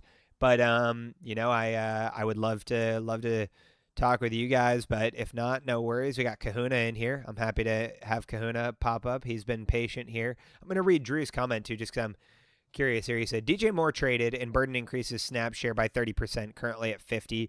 Roman Caleb didn't have much of a rapport. He was third in yards per out run. Okay. Or no, that's yards per reception, right? YPPR. Yeah. Let's see. Minimum 200 snaps behind JSN and Puka. Yeah, I like that. Wasn't the biggest fan of his, but the more I look into advanced analytics, yeah, I can see that. I mean, again, from an advanced analytics perspective, I don't disagree that Burden looks good. Yeah, yards per out run. That's what I thought. Okay, I mean, I don't disagree. He looked good, and I've seen these metrics that you guys are talking about too, and looked at some of the graphs that people are sharing on Twitter and stuff, and so I'm definitely not out on Burden. I just think that, again, I will stand by the fact that, like, with all those mouths to feed, you'd really have to get a solid amount of juice into his target share. And additionally, to Walsh's point, which I didn't even touch on, is just I'm just not the biggest Caleb Williams fan. I don't think he's that accurate. So we'd have to see like a legitimate jump in his accuracy rate. So I do agree with that side of it too. But again, I'm not going to discount that Luther Burden has upside. Maybe he will have a top 10 finish, and I'm wrong here. But Kahuna, what's up, man? How we doing? What's going on, man? Yeah, I mean, I agree with you on that. Like, until Luther Burden is at minimum the second or potentially even third read offense, he's going to continue to have low production while having the third most yards per route run because Caleb cannot get through his progressions like that. Totally. But totally. I digress. No, all good. Okay, sorry. Before you dive in, just to answer the YouTube real fast, Baco Bub, you say you do this once a week. Yes, I did it 2 weeks ago, and then I did it this week. I am officially making this a weekly occurrence now, so it's not going to be on a set night, unfortunately. However, if you do join the Discord community, which is totally free, like I said, just click the description. You will see like an announcement post sent out, just like we did earlier today, saying, hey, tonight's going to be one of the nights. So it does kind of roll based off my schedule. Now, after the Super Bowl is done, I should be able to provide like a more consistent schedule. I'll probably pick one night a week that it will actually be for sure done. But just while I'm in the process here, I'm actually moving apartments and stuff as well. So just while I'm juggling all the stuff on my schedule, it's going to be variable. But if you are in the Discord, you will always be alerted. So this is just your friendly reminder if you're watching on YouTube to join the Discord, and you won't have any problems. With that all being said, thank you, Kahuna. What's up, man? No worries, man. I was wondering if we could take a look at a or listener league related league that I'm in. I think you've looked at it before, but it's an interesting league. You'll have to go to 2025 because they haven't rolled it over yet. Okay. I forget. Are you Big Kahuna or are you Big Kahuna number? I think it's 313. Okay. Is this Kahuna Crew? No, this would be so you have to roll the 2025. 2025, yeah. Okay. Yep. And then it's the Dynasty Ballers. Dynasty Ballers. Yeah, I do kind of remember you bringing this one up in the past. Let's see. So this one in, what was it? 2024. I actually finished second. Just lost the chip by like 8 points. Okay.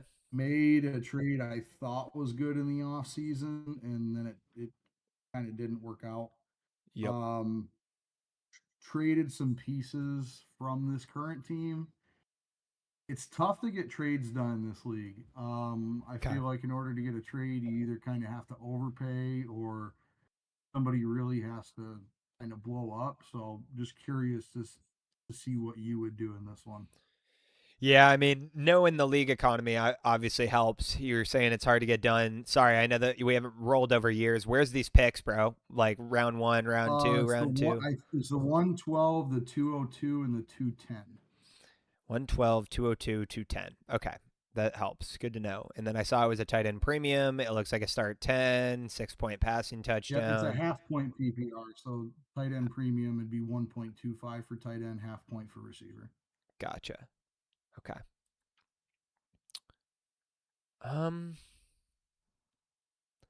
Yeah, sorry, I'm just taking a look over. I mean, quarterback, you obviously need a second quarterback for a super flex. I mean, Penix, I'm a lot higher on Penix than most, so I think like Penix will come back and probably be fine as your QB2.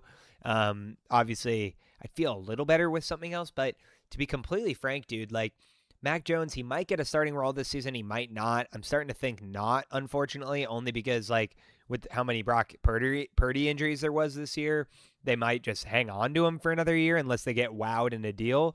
Now, that being said, it sounds dirty, but I'm actually hearing a lot of buzz pick up on the Kirk Cousins being cut thing and getting his money off the contract or off the cap, and he's been very vocal about that he does not want to retire and he still wants to play for a couple more years. And with how many quarterback needy teams there are out there that might be looking for a bridge guy to even like help one of their younger draft picks if someone takes a swing on Ty Simpson or something like that, like Cousins might get you through the year, to be completely frank, which sounds gross, but I think it actually might happen. He's like kind of becoming a sneaky buy for me in like competitive Superflex leagues right now, just because like you might be able to stash him and get some production out of him.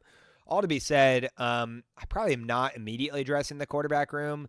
You know, Gibbs and Williams here are great. I mean, you got Algier who, you know, might get a touch split starting role, which I kind of like. And then we got Kenny Gainwell here too, which again, I don't know if he'll get a chance to repeat in Pittsburgh, but he might do something for you.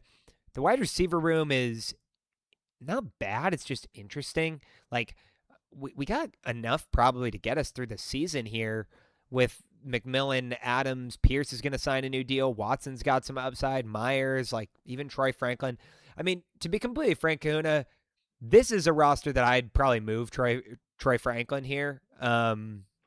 If there's any sort of value for him, just because I think you're plenty wide receiver deep, and like from that point of view, like I just think Troy Franklin's probably the least likely to like break into your starting lineup here. I mean, like if Diggs runs it back next year, he was wide receiver 17, you probably get a little drop out of him, but like he probably gives you top 25 numbers. I think Myers in a full season in Jacksonville gives you top 25 to 30 numbers. Watson, if he can just stay healthy for the season, probably gives you top 30. Pierce gives you top 30.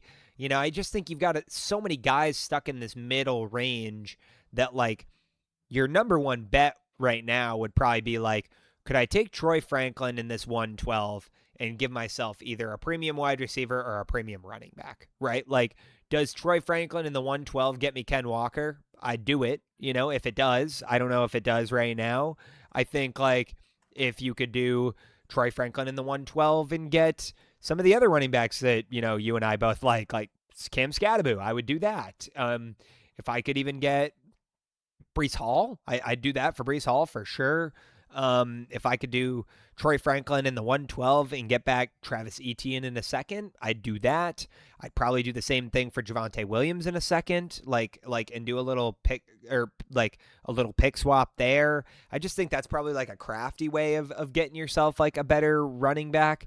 I think additionally, like same thing would go with the wide receivers, and you probably don't need me to rattle off every guy in that range, but like, yeah, the 112 and Troy Franklin, like, does that give me a shot at like Abuka, AJ Brown in a little kickback, Lad McConkey in a kickback, Olave straight up, you know, maybe something like that. I think that would be probably the range I would be looking at. Hell, even, I know you're going to laugh when I say it because everyone wants to roast me for it, but like, I'd probably do Troy Franklin in the 112 for T. Higgins in a second or 2 seconds. I'd probably need 2 seconds, but like I would do it, you know. I think that's probably like where I'm at with this, Kahuna, because like again, if you sell Laporta, you're going to be selling low, you know. I like Barner as your backup / flex option potentially, right? Because there's a tight end premium here.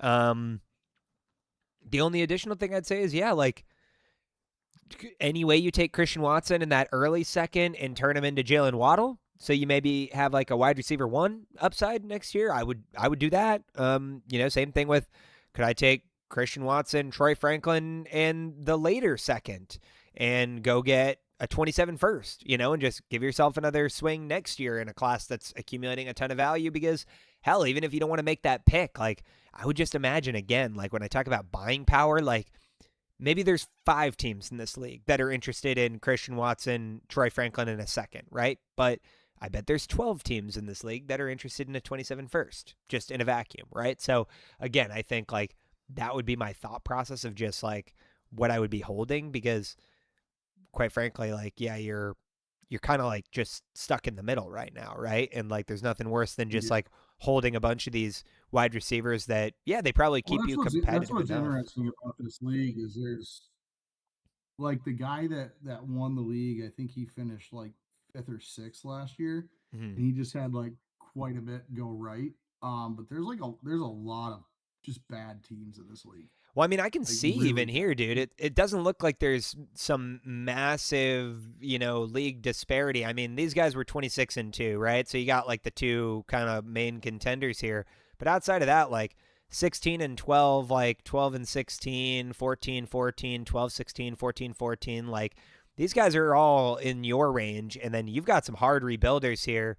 It looks like there's 3 teams actually that won over 20 games, when you do the aggregate scoring. So obviously those are your competition, but again, like maybe you can start taking some of these like middle pieces. I mean, Kahuna, like you've heard me say this before, and this will be the last thing I'll say because then I'll get Walsh in here real quick, and then I gotta go. I still got stuff to do tonight. But like I think, just to that point, like Alec Pierce, dude, like he's gonna sign a deal. He might even get good money.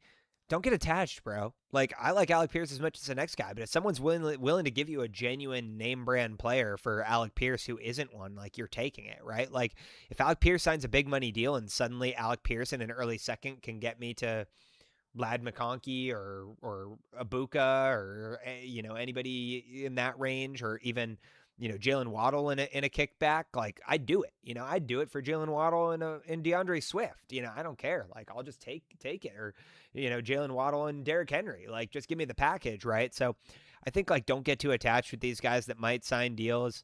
Again, I am cooling off a little bit on Troy Franklin. Like I think my thing is, and I'm working on a way too. So little preview to the YouTube crowd out there and even the Discord people listening or whatever, is just that like I'm actually working and going to be working in the future on showing a different graphic here on some of my thought process. But something I say all the time is like Dynasty Fantasy Football is just stock trading, but without the tickers. It's just player names instead. And so the same way you trade stocks, trade these players. Don't get attached to them, their teams. If you like their personality, whatever, they are points, they are output, and that's all. And so when I talk about cooling off on Troy Franklin, like if anybody's ever done stock trading before or seen how you draw a range, on a stock chart, you'd know what I'm talking about, right? You've got your upper bound and your lower bound on the range. And Troy Franklin was kind of in this range where, he was on the lower bound side of it, where I was comfortable buying him because I think his potential sell point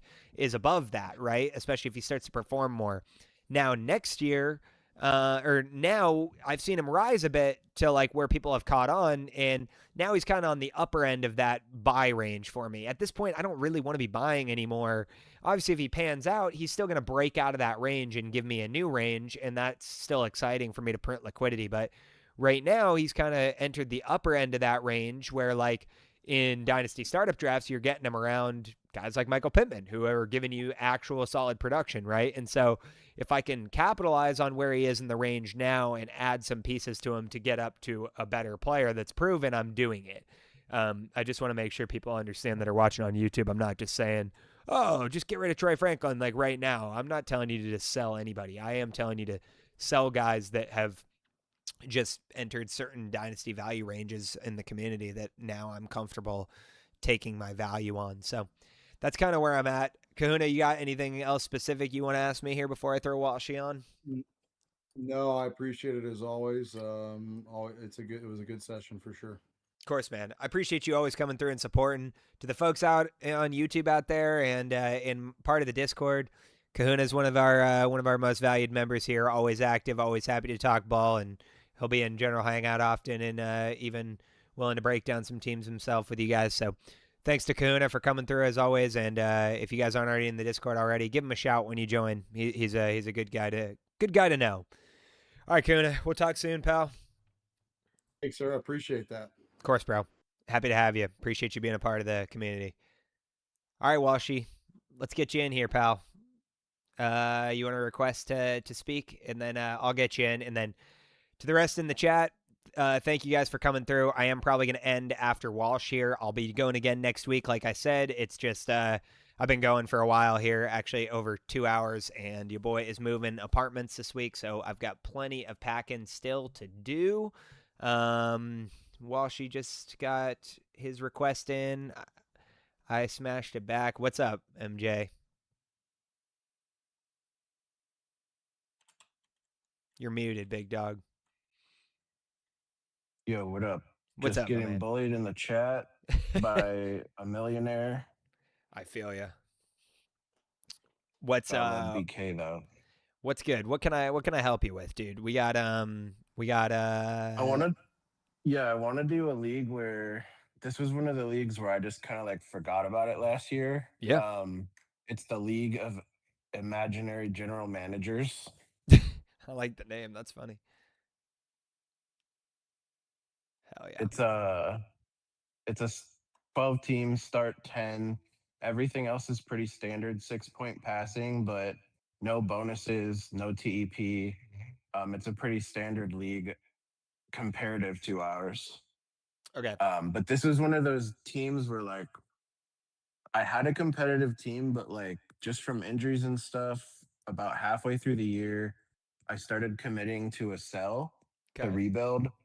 And then I just got busy with like other stuff in our leagues and stuff. And then I just kind of forgot about this league, to be honest with you. So I haven't really done much since then. So just trying to see if I should just continue fully selling or what your opinion is.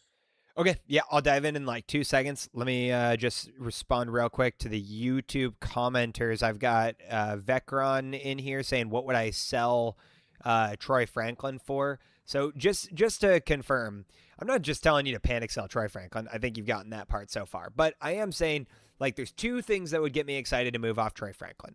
One, if I could use him in a tier up, like I mentioned before. If I could take Troy Franklin at a first and get up to, a player I'd actually really be excited about, maybe like a Ken Walker or a Cam Scadaboo or a Quinshon Judkins, I would do a deal like that. Additionally, if I could take take Franklin in like the 110, 111, 112 and get myself up to an Ibuka, I would love to do a deal like that. Now, if I could take Franklin and, a couple of mid-seconds, like the 205 and the 207, and get myself to a Jalen Waddle or a Devonta Smith, 2 guys that I think have potential upside to be wide receiver 1s next year, I would do that. Same thing goes for Aladdin McConkey, right? His value's gotten depleted a little bit, so there's some tier ups for you. Now, additionally, if you're just talking like what would I sell Troy Franklin for in a vacuum, I think obviously any late first would do. I doubt you'll get it at this point. I'd consider like the 201, 202. I think the reason that I would say consider is this is all about understanding your league economy. If you've got people in your league that are way more pick friendly and pick crazy, which I play in several leagues like this, that they value future picks like insanely high. Now, I just want what's going to give me the most open market value, right? So like I was saying earlier, like how I always like to use these examples, like there might be 6 guys in your league that like Troy Franklin or think that he actually has the chance to become this, wide receiver 1 after Sutton vacates the room, right? But there's going to be guys in your league that don't think that. So those guys that don't think that, are not going to be buyers. That means you only have half the league as a potential to buy Troy Franklin. If you have a league that's really friendly for, draft picks, well, maybe you have 8 guys that are now open to buying that pick or would take that pick in a trade. I just want what gives me the most buying power. All to be said, if I'm a contending roster and I'm looking at like trying to actually lean in to get production for next year, I would do Troy Franklin for Michael Pittman straight up. I would do Troy Franklin for Alec Pierce straight up. I would do Troy Franklin for Wan'Dale Robinson straight up. I would do Troy Franklin for Jake Ferguson straight up in a tight end premium. I would do Troy Franklin straight up for Brenton Strange in a tight end premium. I would do Troy Franklin straight up for DeAndre Swift in a 2-3 pick swap. So if I could get Swift in a second and you're sending Franklin in a third, I would do that deal. I would do him straight up, honestly, for Michael Wilson, which I know seems like a little bit risky, but I'd probably take one of the more polished, proven products there that has like already had his true breakout. I think outside of that, I'm probably a little cool, except for if this is a tight end premium league. I think a guy who's crazy undervalued right now is Michael Penix, and by all accounts, I'm looking at a startup board where Troy Franklin went 11-6 and Michael Penix went 12-12. I think anytime I can get a quarterback in a superflex format, say what you want. He's had some major knee injuries. Who hasn't? Look at Joe Burrow. I think I would do that straight up and just transfer my value into a QB, only because, again, I think QBs could, rise in value a hell of a lot quicker than a wide receiver, could. But all to be said, let's dive right back into Walsh's. We got this team here with tons of picks. I've got Jalen Hurts, Brock Purdy, Sam Darnold. Love that quarterback room, so you're probably good there unless you wanted to move one of them. You've already heard my spiel plenty on holding 3 quarterbacks. So, if you did want to tear off Sam Darnold to a, real risky guy, like I was even mentioning, like Michael Penix or Malik Willis or something, and take that swing now and get a skill position player kicks back to you, I'd be fine with it. But, obviously maybe not the first move. Yeah, maybe not the first move I'd make, but I'm fine with it for sure. I think additionally, like, wide receiver room looks pretty good. Like, you and I are both on the same page that Terry McLaurin's going to have, like, a very solid bounce back here. Like, I think he's a wide receiver too, like, solidly. So I think Garrett Wilson, McLaurin, and Myers isn't a bad room to go into the season with, not to mention, like, you have the 102. So if you want to take your consensus, top wide receiver, you could. I think additionally, if someone's really, strong on who they want, I have no issue, exploring a pick swap in this situation, Walsh. Like, obviously you need running backs like crazy, right? So if you have to drop from the 102 to the 104 or 105 and, either take, if this guy really wants Tate, right? Like, and you could drop back 2 spots and still get Lemon or Tyson, I'm totally happy with that, and potentially give yourself a running back in between, or, maybe you have to add another piece. But, my perfect example would be like, I hate Trey Benson. Like I would have told you right now, the first thing on this team is let's take whatever we can get for Trey Benson or use him in a tier up of some sort. But, like, just as an example for shits and gigs, right? Like, if I could take, the 102 and Trey Benson and move back to the 104 and get any of the guys in that mid-range that you and I like Etienne, Josh Jacobs, Chase Brown, whatever kicks back to me, I'd do it in a heartbeat. So I think, like, that would be one of the areas I'd look to start. Additionally, like, you've got a great tight end room here. I don't really think you need to address it. Like, Kincaid and Strange, you'll just play the better of the two, and they're both young. In fact, to some degree, like, I don't even kind of loaded, like, secretly at tight end. I feel like, because if Njoku ends up somewhere, 100%, like, I could have something there, but it's unfortunately not TEP, so it doesn't matter a ton for me. Sure. But sorry, I'm sneezing a bunch. Yeah, I mean, agreed. If it's not a tight end premium, these guys probably just have a lot less value to trade on the open market anyway. That's probably why I'm not going to suggest to move them, really. I just don't think you're probably getting a ton for them. I mean, if somebody's really interested in either of them and is willing to overpay, by all means, do it. Like, again, especially not in a tight end premium, dude, like, you and I know better than anybody, but all those guys I talk about, that you can get in the 13th to 15th round to startups, like AJ Barner, Dalton Schultz, Hunter Henry. Like, I got no issue rolling into the season with that as tight end too. So if you get the right offer, or someone really needs a tight end, I'm fine with you moving. Yeah, I wonder if I could find someone to do just like AJ Barner and a first and get to Kincaid or something. Yeah. I would gladly do that. If I had Strange, Barner, and Njoku, like, I feel like that's... You're totally fine. And even then, Wash, like, could you do a pick swap? Like, I see you have the 202 or even the 212. Like, what if you did Dalton Kincaid, the 212, and the 402, and you got back AJ Barner in a 27 first? Like, I would love doing that, right? So I would explore something like that. Additionally, like, you've heard me ramble on this before, so I'm not going to go too crazy, but I was listening to another creator actually today make his case against Trey Benson, and I couldn't agree more. Like, I'm the more the time goes on, the more I'm dead sure that Trey Benson is not going to be the starting running back for Arizona next year. You know, we have a new head coach coming in. You've got an entirely new regime. Like this guy, even what he was talking about specifically, and I'll just say it because I'll tip my hat to him. I don't agree with him on everything, but Paul over at Pure Potential, he does some great work over there. You know, even though him and I slightly differ on some of the guys we like, you know, he was making a good point about how, you know, Trey Benson, even this year, if you looked at him, he obviously James Conner was injured. Then he got the chance to step up. Then he got hurt. You can't fault the man for getting hurt. But then the rest of the season was pretty weird, wishy-washy. Like there was all this rumors that he could come back from IR, and then he was really slow coming back, and then he did come back, but then he kind of got hurt again, and then it was like they were kind of just nursing him into the offseason. All to say, like, I'm just putting myself in the mind of a new head coach. You come in there, you kind of have to overhaul this roster. You're in one of the most competitive divisions in all of football, if not the most competitive division in all of football. And you're looking at the team and you say, okay, I've got a guy at running back that I've never seen put a full season together. I have a very small sample size on, was a little bit wishy-washy even when he got the opportunity last year. And now only has 1 year left until I have to decide if I'm going to like extend him or not. I just don't really see a new head coach coming in saying like, yeah, this is for sure my guy. This is the guy I want to roll with.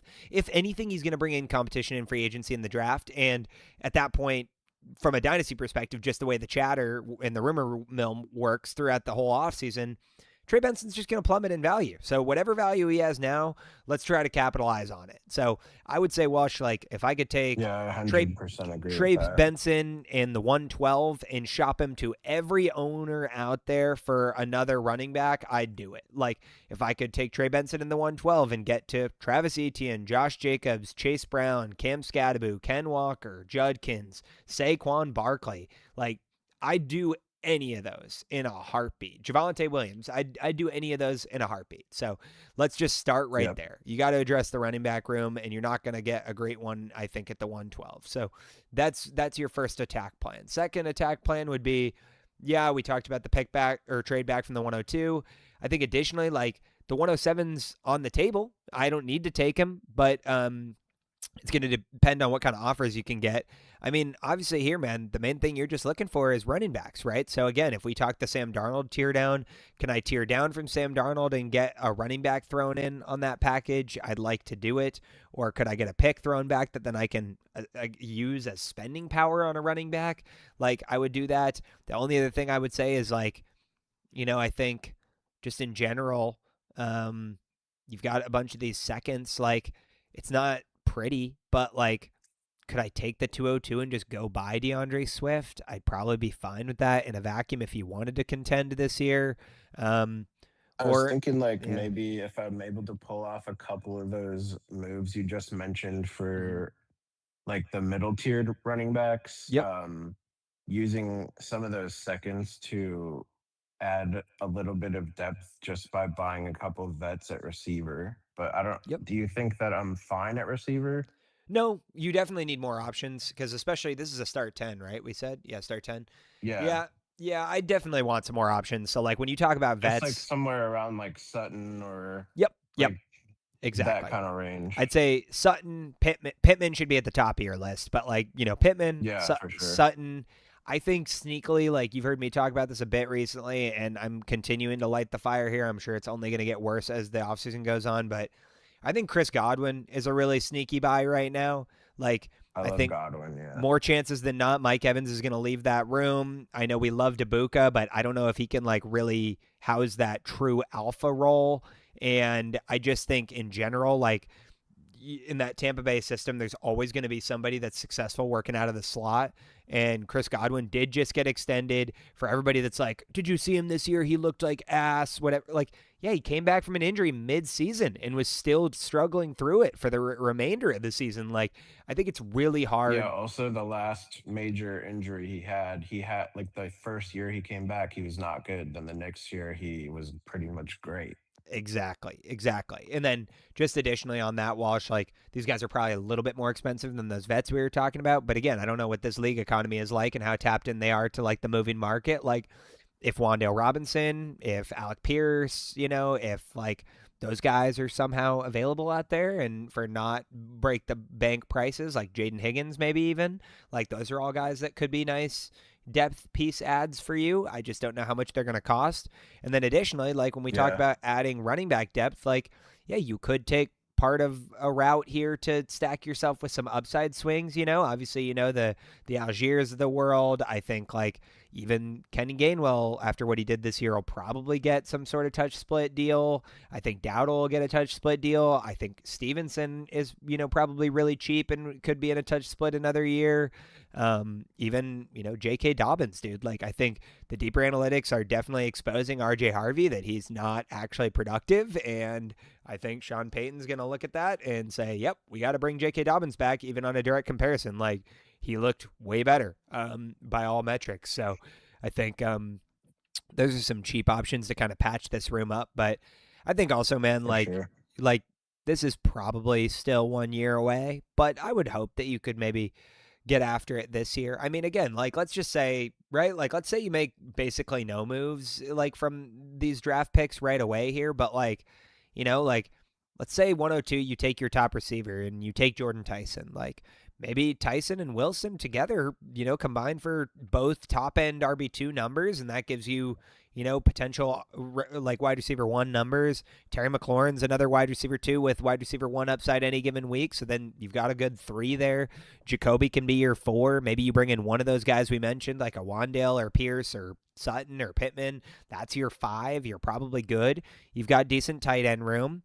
Now we have to address the running back, but if you were to move the 107, the 112, and the 202 and Trey Benson and potentially get a running back kick, or 2 running backs kicked in there somehow, you're probably looking decent. Then if you wanted to execute one of those tear downs from quarterback like we talked about and get like a Derrick Henry or a DeAndre Swift or somebody kicked in alongside there, now maybe you're 3-4 deep at running back. And you have 227 first, so like you can address it even more next offseason if you're like now starting to enter contending, but you're just not like the ultimate contender. I think the only final thing I'd recommend here, Walsh, and then I'm probably gonna wrap up and be done just because it's late. But like, I would say like I'm not above tearing off Jalen Hurts here too. Like you probably already thought about that, but like if the market is there for it, I've been trying to do that for so long in this league, and nobody wants him. Like the only offers I've gotten are like going all the way down to guys like Bryce Young in a first. Like I can't. It's really hard to sell. Yeah, that's too far. Jalen Hurts in this format. What about Purdy? Like is by some chance the sentiment different about Brock Purdy, where people just like because they feel like he's a little less expensive, you'd be able to pull something off? I could probably for sure shop Purdy. Yeah, because sometimes it's all mental, right? Like people are viewing Jalen Hurts as like a top tier quarterback, and they're saying in their head like, I don't want to pay for the top tier guys, but maybe someone will give you, like one of the guys I was thinking of here is. Could you go get Jared Goff and a first for Brock Purdy and a third, or Brock Purdy in this 212? Like, I would do that deal because if I could add another first-round pick in the mix for 2027, and I'm moving from Brock Purdy, who, is probably going to finish top 12, to Jared Goff, who has 4 top 10 finishes in a row, like, I don't care about that. Yeah. Like, Goff's a pocket passer. He's not going anywhere. Like, it's not like his age is limiting his play because he needs to run the football. Like, he should be able to do the Stafford thing and give you 4 more years of, like, top 12 to 15 production at the worst. So I think that would be a place I would look first. For sure. Like do that, because then you have another extra 27 first. And at that point, I think with 220 or with 327 first at that point, outside the 102, you don't have to make any of the rest of these picks if you don't want to, and just start trying to push yourself towards contending a little bit. But that would be my suggestion. Yeah. No, I like that. I think I'm gonna try that Brock Purdy Goff trade right away. Right on, man. Right on. All right. Appreciate you setting this up, guys. Mikey's requesting to speak. I'll throw him in here as well. Guys, for those watching on YouTube here, and this is your first time finding me, drop a quick subscribe on the channel. We'd be more than appreciative. If you want to hop in the Discord, the link is in the description of this stream, so you can just join for free, nice and easy. If you haven't already, once you're in the Discord, give a shout to my man MJ Walsh and Mikey here, my Discord moderators. These guys are obviously always active and happy to help. We're launching a ton more startups this offseason, so if you want a chance to play in a listener league with yours truly and my awesome community here, guys like Kahuna and Swaggy and Drew, and shout out to Norse and Norade and all the guys that are consistently in our general hangout, and Blake and I'm sure I'm missing several, KQ and Shroud and all the boys. Thanks for being a part of the community. We got something awesome growing here, so hop on into the Discord, give any of us a shout. We'd be happy to hear from you. But Mikey, did you want to say anything hopping in here at the end? Yeah, just say thanks everybody for coming out to the streams, especially the YouTube stream. Chat was popping the entire time. Hell yeah. Couldn't agree more. Appreciate you guys, and I will see you guys next week for the next session of this. Obviously, you guys are always welcome, and be happy to keep it rolling and do the best we can to win as many championships this next season. So thank you guys so much. I'm going to end the stream here. Should autosave and upload to YouTube, so all of you guys that do want to revisit this and got your teams broken down and want to re-listen to me ramble, have at it. Take care. Go Hawks this weekend, and everybody stay safe.